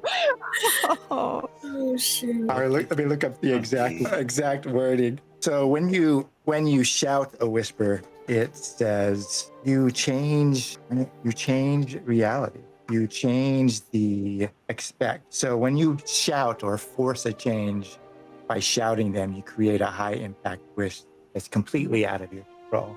Oh, shoot. Okay. And you have a conflict. How much do you want him to survive? A lot. I really wanted to get more information on him. So, I mean, I was hoping he'd... Is it between her and him? Yeah. Let's choose her if that's one of your drives is avert a disaster by causing another disaster. Right. I almost think when you shout this whisper, comforting dark, that you go still. There's a moment in time that compresses all these new people around you. Maybe you don't call them friends quite yet, but you're no longer in that space. You're just in the dark, the deep dark of deep down, with Garibaldi standing out on a limb where you used to practice your lightning. And in the distance is that huge eye looking out from nothing, really. It's so black down there that it can only be described as nothing. And you have taken Garibaldi there with yourself. And he's full of color. His ink is intact. It's swirling all over the place. And he looks down at you as you're standing next to him. And he says, "Where is this? Where am I? You are not Mara. Where are we?" I'm not sure where we are. I found you, and you were unconscious, and I helped bring life back to you. I am one of you. This is your place then. Great eye, the deep dark. This must be from where you are. Your ink is all over me, is it? I have lost mine. That is correct. Yes, that is mine. Let's take it all back. What can you tell me about yourself? It's time for me to go, I think. I've wasted away, lost my memories. You try to give me yours, it'd be too much. Mara was my daughter. We came from deep in the mountain. I ended up in Amber. And remember why? And I was topside in the brightness. It is too bright for me. I couldn't find my way back, and I kept losing memories one after another. Now you've given me some of them back, but you must not let me keep them. You must take all your ink back, or else you will be lost too. But I feel lost now. Maybe your path will be better. My path was difficult and I was weak. We're not all strong. Will you find Mara? I'm sure we will find each other somewhere. And you see do I have any ink? Because I'm crying at this point. I think you both have ink. I think you're sharing ink. I think it's like flowing between the two of you. Like you're close enough to touch, or maybe you're holding hands and it's flowing between your bodies. And you could surely leave him ink. Zavara, you could surely leave him enough ink to survive, and you could avert the disaster by causing another. And the disaster was you will wake up and you will not know who you are.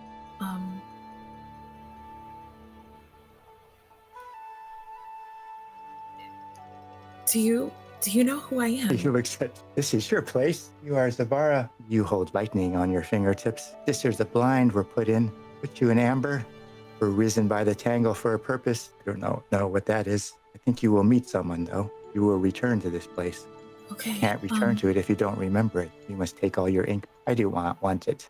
Okay. And I reach up for his hand. I'll take it back. So back in the place where you're all touching, you see Otz-Za, that ink just flood into Zavara. She's stock still, and she reaches over and grabs hold of Garibaldi, who's sitting next to you, that has a little bit of her ink. And you see all the ink flood from the ceiling through Zavara, and then every bit of it gets sucked out of her into Garibaldi himself. Garibaldi is just black with little patches of white, and Zavara is completely bone white and glowing. You're all touching the roof. Wenny, Otz-Za, Flot-Sam, and you see Zavara go rigid and turn bone white. Eyes form on Garibaldi's face, and his head kind of rolls up, and he looks at you and he says, "You must stop her from doing this." Child, what have you done? Zavara can't really hear you. She's inkless at the moment. You just have her form there, completely white. You're all touching each other's hands. Flot-Sam, what do? You talk to her, but she doesn't really respond. I have a resource that I perhaps can use, Back from Beyond. Right, so Back of the Beyond is just a whisper, and you could use the whisper if you want. If you try to bring her back, yeah. I also use one of my whispers beneath the surface. Try and reach. Everyone's going to whisper. Like, it's this moment where she shouts out this whisper. Wenny. I was just gonna say, I think Wenny has no idea what to do in this moment, you know? Sure. She really truly doesn't. She feels like she sees this thing going on between two entities that are not of her. She has no experience prior to early, what was it, less than a day ago that we pulled this new member aboard. And I think the only thing that she might do in this moment is sit down, take out one of her many sketchbooks and notes, and she's gonna sit and start sketching what she's seeing, ink patterns that she's seeing transfer from one to another. This is all she knows to do in this moment, is study. Sure. So okay, Flot-Sam and Otz-Za, roll a d6 to see how that whisper comes out. 1d6. Yeah, 1 to 2 is a whisper, 2 to 3 is spoken, and 5 to 6 is a shout. And it's a 1. Oh, yeah. So you both do the not a shout. You really just let that whisper out, which is really, you discover a truth or a secret of the moment. And so as you probably simultaneously say those whispers, Flot-Sam says Back from Beyond, right? And Otz-Za uses the whisper beneath the surface. You feel from Garibaldi, he looks at you and he just says, "Call her name, call her back." And the whisper tells you have to coax Zavara back by just speaking her name close to her as you're holding her hand, that she just needs you to whisper her name over and over, and her ink will return. Wenny, we must speak her name. Call our friend back before it's too late. Zavara. Just call Zavara. her name. Zavara. Savara? Just question mark. There's a question mark when he says it. Savara? Yeah. Zavara, you're in that place with Garibaldi, and you hear your name just emanate from the ambience all around you, this whisper here and there.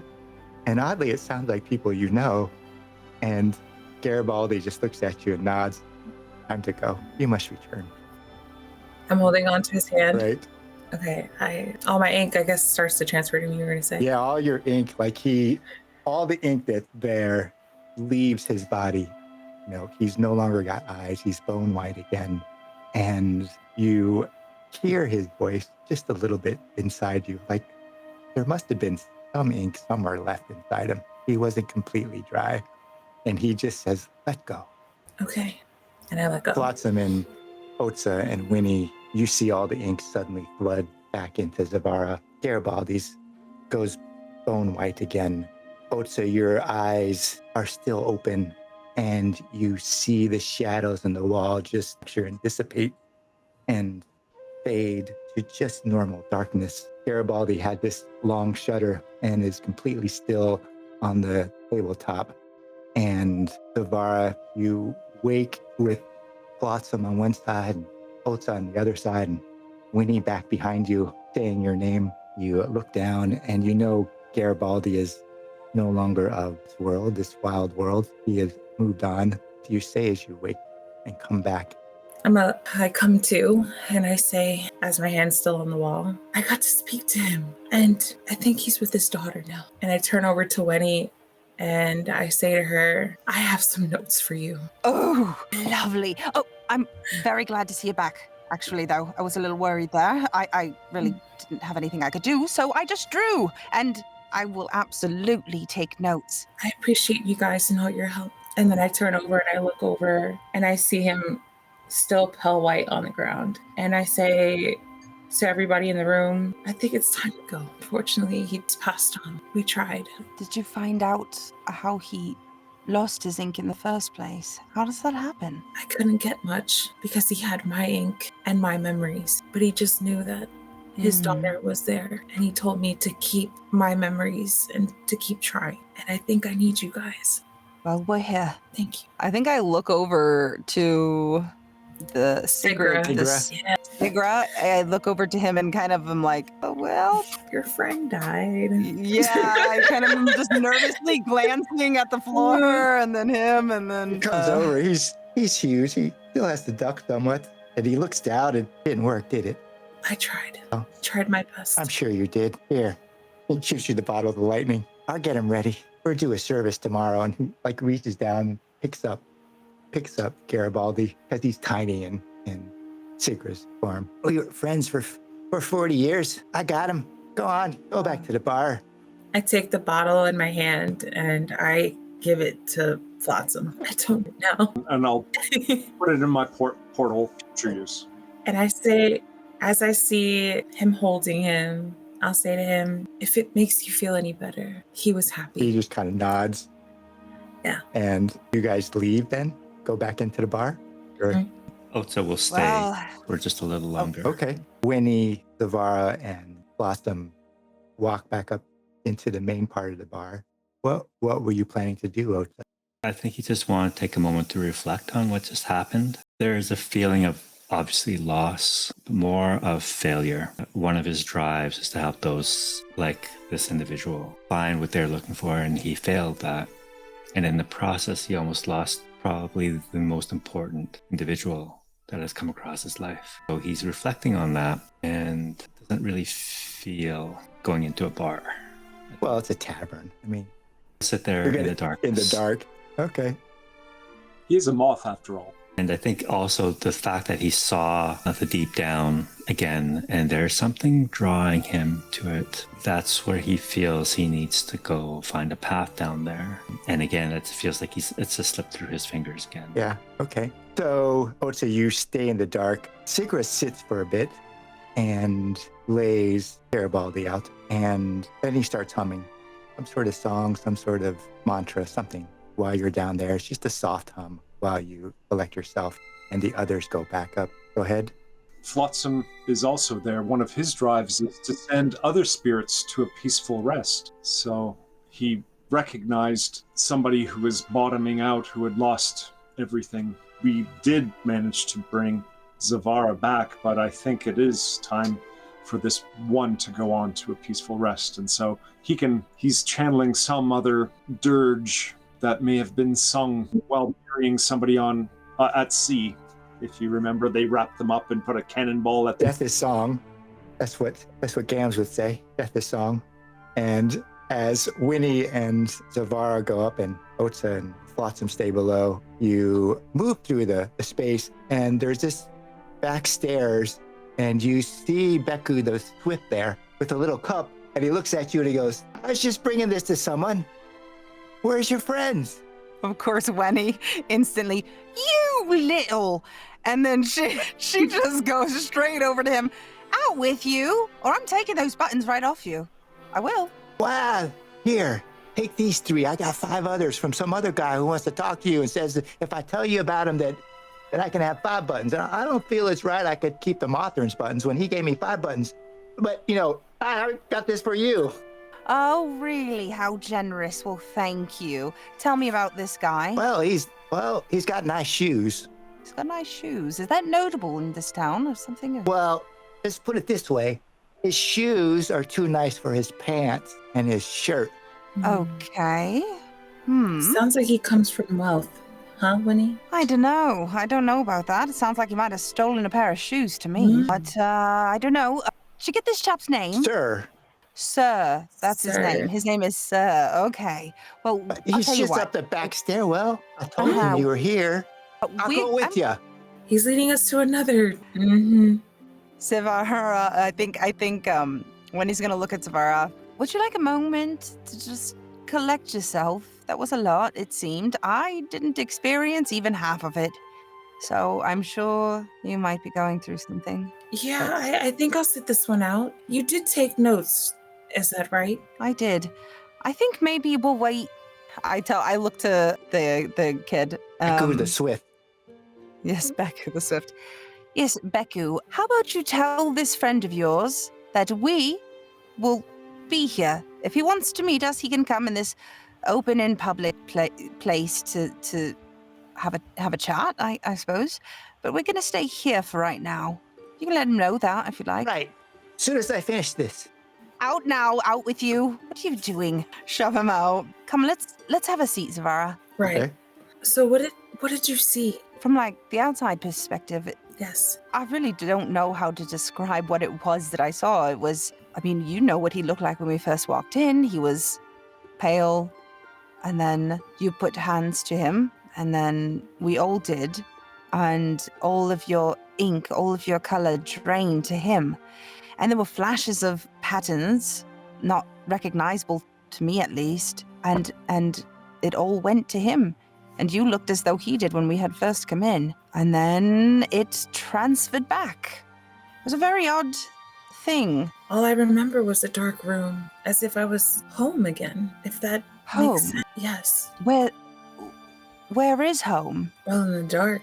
In the come dark. from down below. Down below. And that's where he said he was from as well. Yes. Well, as I've heard, a lot of Ketras are. It seems to be, well, maybe part of the reason why they are Ketra themselves. They come into contact with all manner of essences.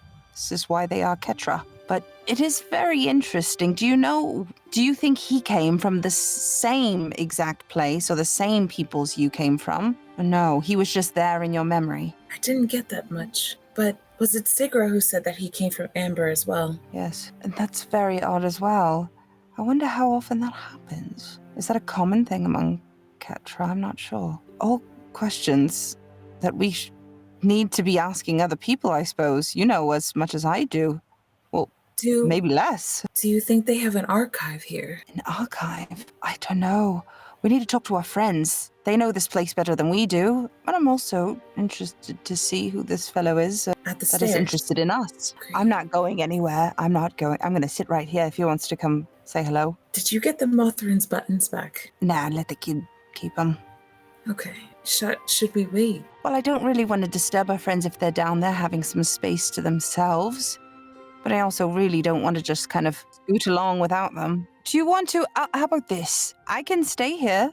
And if you want to go down and check on our friends down there, and send them up here if they want to. Let them know that there's somebody looking for us, I guess. And if they wanted to join, then maybe they could. And if they didn't, I guess we could just stay here. I don't want to leave you by yourself up here, is my point. I don't mean to be telling you what to do. I just feel like if you go down, they are there, so. Your opinion matters to me. I'll do that. I think Otz-Za looked a bit not there. If that maybe we should go check on the both of them, or I will. And Yes, maybe I'll you stay can here. get this fellow to come and meet you. If that, do you think you can handle your own? Well, I think I'm just going to stay here, and if he comes, then I'll say hello, and if he doesn't, then I'll just be waiting here for my friends, for you all, if you guys would like to come up. Right. You can If let them you- know. I think just let our friends know. Just let them Okay. know there's some person who knows of us or is interested in speaking with us, and if they'd like Okay. to come up, they can. I grab Wenny's hand and I say, thank you. I don't know what for, but you're welcome. We'll have a chat, but maybe now quiet might be also nice for you. Right. And I leave and I start to make my way down to find Otz-Za and Okay. Flot-Sam. As she leaves, I just put a hand up for the bartender. Bring on that lightning stuff, please. Oh, I don't know what just happened. Easy 6 then. You're going to have space to roll from that. No, you drink a bunch, Mr. Barrel. How many shots is Winnie going to have before they return? Oh, I think she's like having a shot glass and taking sips. Like she's just taking the edge off, like this sort of. Ooh. Okay, so Zavara, you go down and find Otz-Za and Flot-Sam. I don't know if they're on their way back up or if they're just, if there's been enough time passing, obviously this takes a little time. I don't know how long they will sit there. And eventually Sigro will carry Garibaldi back up the stairs. I don't know if you follow him. The place gets pretty quiet as he walks through the salty dog. And then everyone raises the glass, kind of like a silent cheer or a silent toast as he goes back out the front door. He probably tells Flot-Sam and Otz-Za that he's taking Garibaldi's body to his house to prepare for his ceremony of delight. And you meet them maybe partway coming back up, perhaps? Actually, I was just wondering if Zavara kind of passes the procession going out. I think Otz-Za would have stayed behind just a little longer. Okay. And taking this opportunity to have a conversation with Zavara, if that's okay. Yeah. So I see him carrying him upstairs. They've already. I think it's just Sigra. Maybe as he's passing, he's not quite back up into the main room, and he bends low. He's carrying Garibaldi, but he's still huge. Garibaldi almost looks like a young child in his arm. That's how big Sigra is. He just bends his gal head over and touches the very top of your head softly and whispers thank you, and then straightens back up, or as much as he can, because there's not that much space, and moves past you, goes back in, and tells you that your friends are still in the dark. I just keep my head down as he's passing by and I just nod. I think it's still hurtful to see him back in that state again when I just saw life in him. So I just nod and I try to make my way to find Otz-Za. Turn to Flot-Sam in the dark and say, friend, I think I could use some of your light about now. Yes, we shall. Thank you. And do I see Zavara walking down about that time? I think so. Like just she fades into view. Obviously, she's coming out of a dark space. Just you see the edge of her, almost like a ghost herself.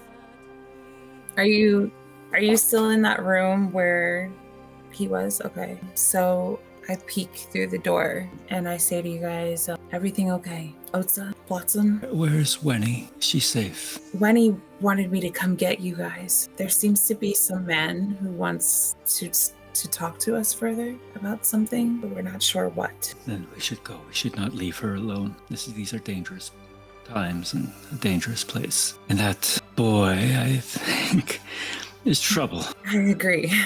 He tried to give your buttons back. Oh, now perhaps I misjudged him then. But yeah, I think we all need to talk. Yeah, I'm sorry you witnessed. No. It is I who failed you, and I won't allow myself to fail. My dear, you have not failed. Perhaps not this time to the degree that could have cost you something much more dear. But the risk was too great, and I put you in grave danger. It's Not, but I will endeavor to do better. I trust you, as I have from the beginning. And I turn to Flot-Sam and I say, you really are something special. Oh dear, I think you should be looking at yourself when you say things like that. You are unique. You are one of those who have come from the deep and emerged from the amber. But you, my dear friend, navigated us here and found my kind with me. Without you, I would not be here. Same goes for you, and of course, Wenny upstairs. I think I choose to stay with you all and see how much further we can build this bond, if you will allow me. For what little road I have left to travel, I would be honored. The honor is all mine. I think we should go upstairs to find Wenny. Indeed, especially if that rascal is about. He's about. So I grab onto Flot-Sam and I grab onto Otz-Za and I nod to them both. And we make our way upstairs to find my girl Wenny. Winnie, how many drinks have you had? Just one? One shot. What she's doing is has her notebook open. She's kind of going over the sketches, going over what she's already written down a little about what she noticed when she first saw Zavara. And she's just, sitting there, and then scribbling and then taking a little sip, scribbling some more. Yeah, you're scribbling and busy. scribbling there, and maybe it's the brightness on your tongue or something that, catches you. I don't know if they had that stuff where you were born, but that stuff, whew, it almost makes your whole half a tongue, and you're scribbling and you're drinking and scribbling and scribbling, and you look down there and you've drawn something that you don't really remember. That's something that's unexpected. And I'm going to give you the specimen called a map to nowhere. Oh, okay. Map to nowhere. So like a chart? Right. So a chart. Yeah, it's a chart. So All a chart that's right. a map to nowhere. You have no All idea where right. it goes, but Does it, when I look at it, does it look like a map to me? yeah, you're like looking at it going, I do that. But it looks like it has waypoints and things you don't really Ah, understand, and somewhere in the Tangle, but you're not really quite sure. It looks like a Tangle because it's all scribbly everywhere and really Ah. dark. Like you, I think she looks at Ronald. Ronald is sitting there with her. She passes the last little sip of it to Ronald. There you go, across the table. I don't know, bloke. Is it just me? Am I going crazy, or the ancestor speaking to me or something? I don't know what. Look at this. Have a look at this. This is her best friend. She's used to having conversations with Ronald and Ronald alone. But that's what they see when they come up. Ronald's got a little shot glass. yeah, Ronald. It's smoking just sip. It's she's Winnie's it's just showing the him a last sip. drawing, right? Yeah. What is this? You haven't seen this? Oh, it looks like a Tangle to me. Oh, sees her friends come up. Well, hello, everyone.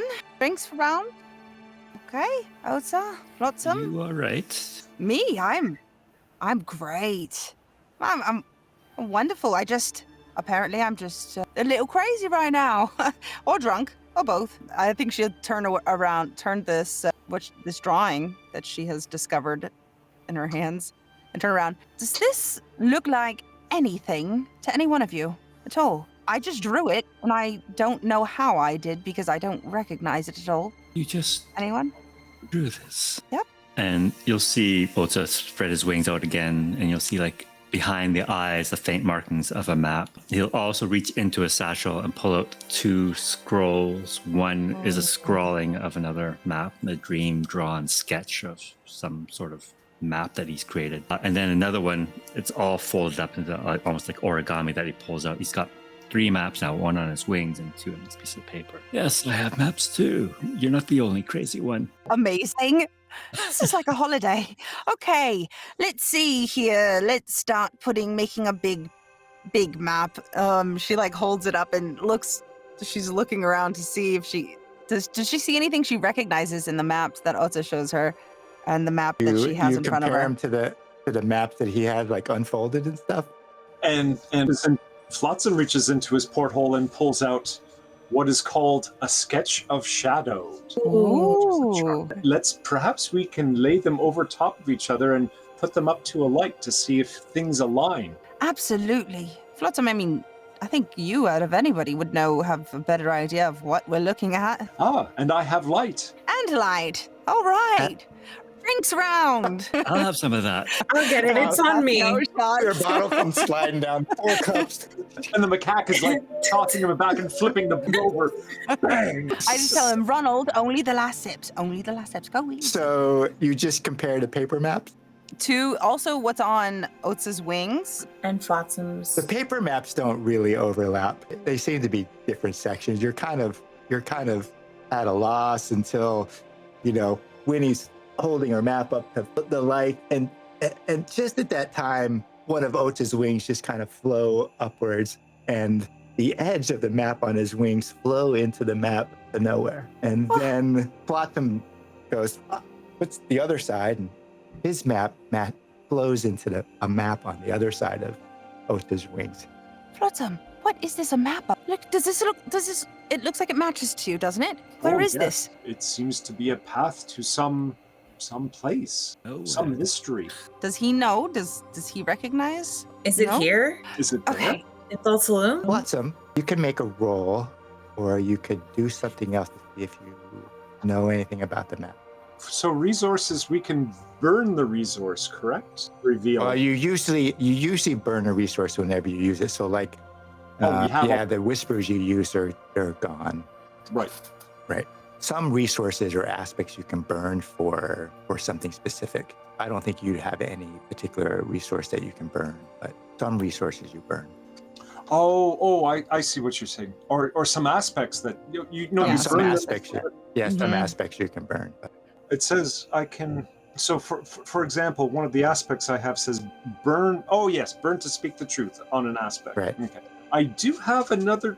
I don't know whether I should be using all these resources up, but this seems to be an opportune time to use a chart that I have called paths. Perhaps the path, the chart I have for paths will link the paths together and show the X at the end of the path. So I'd have you make a roll, add skill, resource the path, any aspect, or see what the dice say. Come on. I have a trait called vocal recovery, which I'm going to try to see whether you believe that this may have something to do. I can dredge up voices of sailors long lost. So I'm going to say that some of the charts that we're pulling out and trying to compare are written by these sailors long lost. Some of the charts I had were from the crew of the ship that was lost and became me. Would I be able to help since these are my wings that are... It's perfectly He just. doesn't actually have to make a roll, I think, if he burns it as a trait. He just burns it and he learns the truth. That's why, and the reason that happens is once he burns it, he only has like 3 slots for that. So once he uses it 3 times, it's dead. Or, it doesn't come back. He can't necessarily heal that trait, I think. At least that's the way the rules are. He would burn it, but he wouldn't have to make a roll, and then he would learn the truth. What does Flot-Sam do does he search for a voice, or does it just come to him? Oh, these are coming to him. The voice of the former ship's pilot, the one that Flot-Sam used to, has picked up his skills from. The ship's pilot was named Les Jetsam. So Les's voice comes out. And Les, you probably hear him going over his charts when you're the Samuel. And on that trip where you were born after its calamitous end, perhaps in the deep dark, and you realize the map you're holding up that melts with Otz-Za's map, that partway through there's a little mark, and that's where you were born, Flot-Sam. And it feeds into the map, or melts into the map of Otz-Za, and goes further. You know that when you were the Samuel Breed, you didn't go that way, but part of your map matches his map, and part of your map is where you came to be. That little mark, that little smudge, that little hair in the map is where, when you were a ship, your last moments before your hull was opened and cleaned, you ended up where you started to collect with that other voice in the captain right before you became Flot-Sam. And so you're looking up there, and that's what you see. You realize that that is the mark of your beginning, and it flows into this weirdly shadowed map on Otz-Za's wing. And so Les's voice says, follow the path. Follow the path on the wings. This is your destiny, to be with these people looking to fulfill their own. Perhaps together you will find the truth. Otz-Za, do you know what the maps on your wings are? Or are they still in shadow for you too? He hopes he knows what the map is there for. He's looking for something, and he's hoping the maps, and that's why he has this collection of charts and maps himself to try and find what he's looking for, and the discovery of Zavara. spurs him on a little more. I think something is drawing him down to the deep dark, and there is a drive like a moth to a flame that he needs to get there before his end. I think Wenny, seeing her friends pull out their own maps, and now we have these sort of matching pieces of this puzzle that's bigger than she expected. Wenny's gonna look to her friends, and now she sees there's this odd connection. What exactly do you have those maps for? She's going to ask Otz-Za. And Flot-Sam, I mean, I know you're a navigator, but are you looking for something too? And I know, Zavara, I know kind of what you're looking for, but I'm also looking for something deep down there in the dark for peoples, and something called the Starlight's Cross, or at least components of the Starlight's Cross. Are you also looking to go down deep? I look to all of it, like she's looking to all three of them. Are we headed in the same direction? The restless spirits of... Oh, I'm sorry. Go ahead. No, go ahead. Otz-Za just nods. The restless spirits of my former crew are somewhere lost and need to find their peaceful rest. They are somewhere down there. For me, that's home. Right, of course. I think we're all destined to be here. I know it's starting to become, well, an interesting number of coincidences that maybe make it not so coincidental. Otz-Za, what's this map of? My journey. Your journey. Otz-Za, Interesting. are you saying that you're gonna die? I'll die. I will just die sooner than the rest of you. Well, how old are you? I'm 19. 19. Oh, I'm 1 year older than you. I guess I'm your senior. Oh, no. Well, you're quite young. I don't know why we're talking about death right now. That's quite young. I agree. Although, what is the life cycle of a Mothryn? 20 Like on average. 20. Oh, wow. Okay, wow. Lot shorter than I had imagined. You know, I actually am curious. Do you also like... I don't mean to offend. Do you like linen? Do you like eating linens? Woolen. Wool. Is it wool? I know there's some crossover between the actual entomological, origins of the, but I don't know exactly where the crossovers begin and end, and how far. Well, Can I get another drink, please? There's a big shout. There's a big shout in the bar. There's a whole bunch of dicing going on, and you hear this. Damn it, kid! Why do you keep winning? You look over your shoulder, and there's Beku, this whip, like pulling in his haul, and he looks up and he goes, "What? Gotta go! I guess he's get putting it, your doesn't buttons to Wenny? use. Are you coming? Are you coming now?" Yes, we must continue this conversation. I think we're done here. There's also somebody who's looking for us. If I didn't mention that, sorry, I just kind of That's right. led with the map and not the maybe conspicuous person who was asking around about us. But maybe we should also look into that. Beku comes up. He's got like just a whole lot of scratch in his shirt, and it's full of scratch because he just won a whole bunch of dicing. And he's got his hand in there like this, and he's looking around, and he pulls out, and he goes, "Here you go, Mothryn. Well, I got 5 buttons for you." No, my dear child, keep it. You've earned it. Trust me, I got lots of buttons. I think They don't know how to dice very well. if you're open to a spot of adventure, I think there might be a room for a cabin boy aboard our Oh, ship. all right. Well, then follow me. We got to go up the back stairs. Up the back stairs. What have you done? How do you think I got in here? Well, it's good to return on investment, isn't it? Give 3, get 5. Not bad. It could be useful in more than one way. You ready to meet the man then? Ooh. Yes. Yeah. I look around to my friends. Are we? Sure. Beku the Swift with a shirt full of scratch takes you up the back stairways. They're narrow. They're really narrow, and they kind of like twist up a little bit. So you're kind of stuck in there. It's like you're in a medieval castle. That's how narrow those stairways. They're really well made, but they're really narrow. And you come out into this little alleyway between these 2 carved buildings, and there's a man just kind of sitting on a carved bench in this alleyway. He's got his shoe off, and he's feeling with the laces, and he looks up, and he goes, "Boy, you finally brought them." And Beku goes, "Yeah, I did." He goes, "Well, Off you go then. Off you go. Before your gams gets me, off you go. And he goes, all right. And he looks at all of you and he goes, all right, so that cabin boy thing, you think it might happen? TangleFang will take me. We can only put in a good word. All right, thanks. And he like scampers away, shoeless, shirt full of scratch. And the man is sitting there and he's pulling up fancy socks. Now he's dressed in like a kind of normal shirt and kind of bedraggled pants, but his shoes are dapper. They're gloss black, got a nice brass buckle or metal buckle on it. The sole looks good. They're just completely out of connection with the rest of him.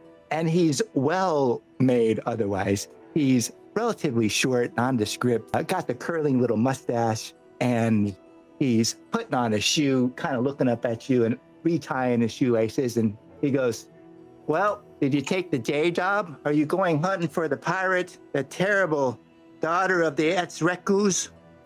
I don't believe we've made ourselves acquainted. The kid told us your name was Sir, so hello, sir. Hey, then you already got it right.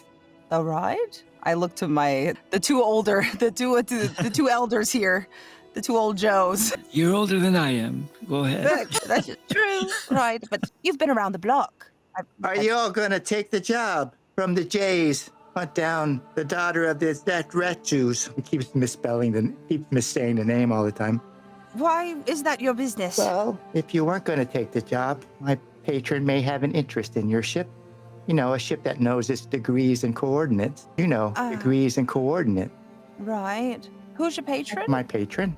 Oof, all this forthcomingness. I can't take it. Stop, please. Well, he looks down the alleyway and he goes, well, it ain't coming close. I don't want to say her name out loud. Her name, okay. Come on. Can you give us the first letter? I. I. I as in you, or I as in the person that has that letter? I am my patron's servant. You, she has interest in. Does this sound appealing to you all? And I look over at Otz-Za and Flot-Sam especially. Have you heard of a patron around here? Is that common? I have a suspicion. Why is your patron interested in us? He needs a good ship and a good crew, especially a ship like yours with a captain like yours and a crew like yours. He stands up and he stamps his foot to make sure it's seated into his fine shoes. And a little breeze blows down the alleyway, carved alleyway, and you have a scent of jasmine or flowers. Maybe not jasmine in this world, but it smells sweet. I have no... Go ahead, Flot-Sam. No, you go ahead. I was only going to ask a question. Does the shoe look like it fits, or is the shoe being made to fit the foot? Oh, no, it's perfect fitting. Okay, that was my... he like, it's like he's checking the tightness of the laces. Flot-Sam, do you mind if I dig in your barrel? Is that okay? Oh, of course, child. He did this on purpose. No. Dig in the barrel and see if I can find one of the papers that Swift was passing out. Oh, there's plenty of notes in there. Yes. So I pull it out and I turn to Wenny and I say, can you read this for me again, if you don't mind? Sure, of course. She grabs the thing. It looks like it's a wanted poster for a ship in air. And Captain Tete wanted all over. Is that what information are you looking for specifically on this? Sir, is that your patron, Captain Teshe? He looks at you and says, let me see that paper. Takes it from you and he smooths it out. Like he puts it on his lap, sits back down on the bench, smooths it out, puts it up. No, he is not my patron. And this is a terrible likeness of her. She's much prettier in person. So dinner then. My patron is old style. Do you mind if I keep this? I'd like to burn it. Do with it what you will. He looks at it again. There's this pause really as he's looking at that face. His face don't really show any emotion. He keeps it as flat as possible, but there's a little twitch maybe in a cheek. And he carefully folds it up and puts it in his pocket. Well, you're offering dinner for free. Yeah, my patron is old style, but free dinner sounds good. I imagine you already know who she is then. No sense with subterfuge. He looked around the alleyway. Where's that boy? He's got ears that are too big. How do you feel, Flot-Sam, being that we kind of already dedicated to it? I whisper that to him. I think it's a matter of convincing our captain that this may be of interest to the ship. Oh, at the very least. we can get some free dinner and have a conversation. If it's of interest to us, then it is. And if it isn't, then, well, full bellies. Amen. Let's find out what she has to say. Okay. So you follow Sir down the alleyway and turn left relatively and keep down the promenade. Unfortunately, he starts up the stairs. There's another section of the stairs that connects both parts, and he doesn't take the lift. He starts up the stairs. He's older. It's hard for you guys really to tell age. He is an Ardent too, but he's older. In his 50s, he's got gray hair, dark hair, graying on the edges, and this kind of waxed, curly black mustache. So you have to go up the stairs. It's a fair ways. It probably takes 15, 20 minutes until you come to the girdle, which is that middle section of the Sentinel. And then you turn down a carved tunnel in the rock itself and go into the substance of the Sentinel. And there's houses on either side. And eventually those houses, the lived-in nature of gets less and less and less until they got kind of boards over the windows, or the windows are open, or so obviously no one lives there. The other parts, there's no lights in them. And then you see light. There's one house in the middle of this section that's lit in this upper part of the girdle. And it's got this finely wrought stone door that's carved in it. And he opens the door for you, comes in, takes off his shoes, and brings you into the dining room. The dining room's already set. It has these high back dark wood chairs, and the table itself is dark wood with carved feet with like Tangle patterns up the feet and sailing vessels and all sorts of things on the feet of the table. But the table itself is huge dark wood, glossy dark brown, and high back chairs. There's nothing else about the chairs. They're not overwrought. They're not overcarved. They're just elegant, really.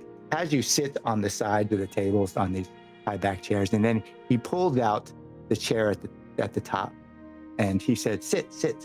My patron will be with you in a moment. And then this older woman comes out. She's got gray hair that are in ringlets, kind of chubby cheeks, a small kind of upturned nose, and she's short. She's pretty short. She starts laying out food. You know, she goes back through a doorway and back in, back out, back in, and she starts laying out food, roasted meats, vegetables, bubbly drinks, flat drinks, everything, you know. And then she stops behind Flot-Sam suddenly. Like she's carrying this big platter and she's walking behind Flot-Sam, and she stopped. And she looks down at Flot-Sam and she like tips the platter onto the table and like pushes it into the center, and then licks her thumb and reaches out to Flot-Sam's neck and like brushes it over like a piece of brass or something that's part of him, brushes over part of him. And she is standing behind Flot-Sam and she says, "Your kind are pretty rare. What was your name before?" No, I was Samuel Breach. Samuel Breach. We laid your keel. We lashed your mainmast. You were a good ship. What is your name now? They call me Flot-Sam, or just Sam. Flot-Sam. Does not sound like a name for you, but it is everyone's choice. And she walks around, and then Sir pulls out the chair, and the old lady sits down. Before she could say anything, Echo the Swiftborn's in the front door. Into the dining room, he looks around. He goes, "You haven't started yet." He runs over, and he leans up on his tippy toes and goes, "Thanks, Gamps." And goes and sits down on the table at the far end. She looks at she kind of rolls her eyes, looks at all you and shrugs. You're Gam. Incorrigible. I am Gams, but I'm also Enika Etrichko. I would be keen if you would find my daughter. Very And we're cool. ended there for today. What was Otz-Za going to say? I just said very cool. Oh, pretty cool. All right. So we're ended there.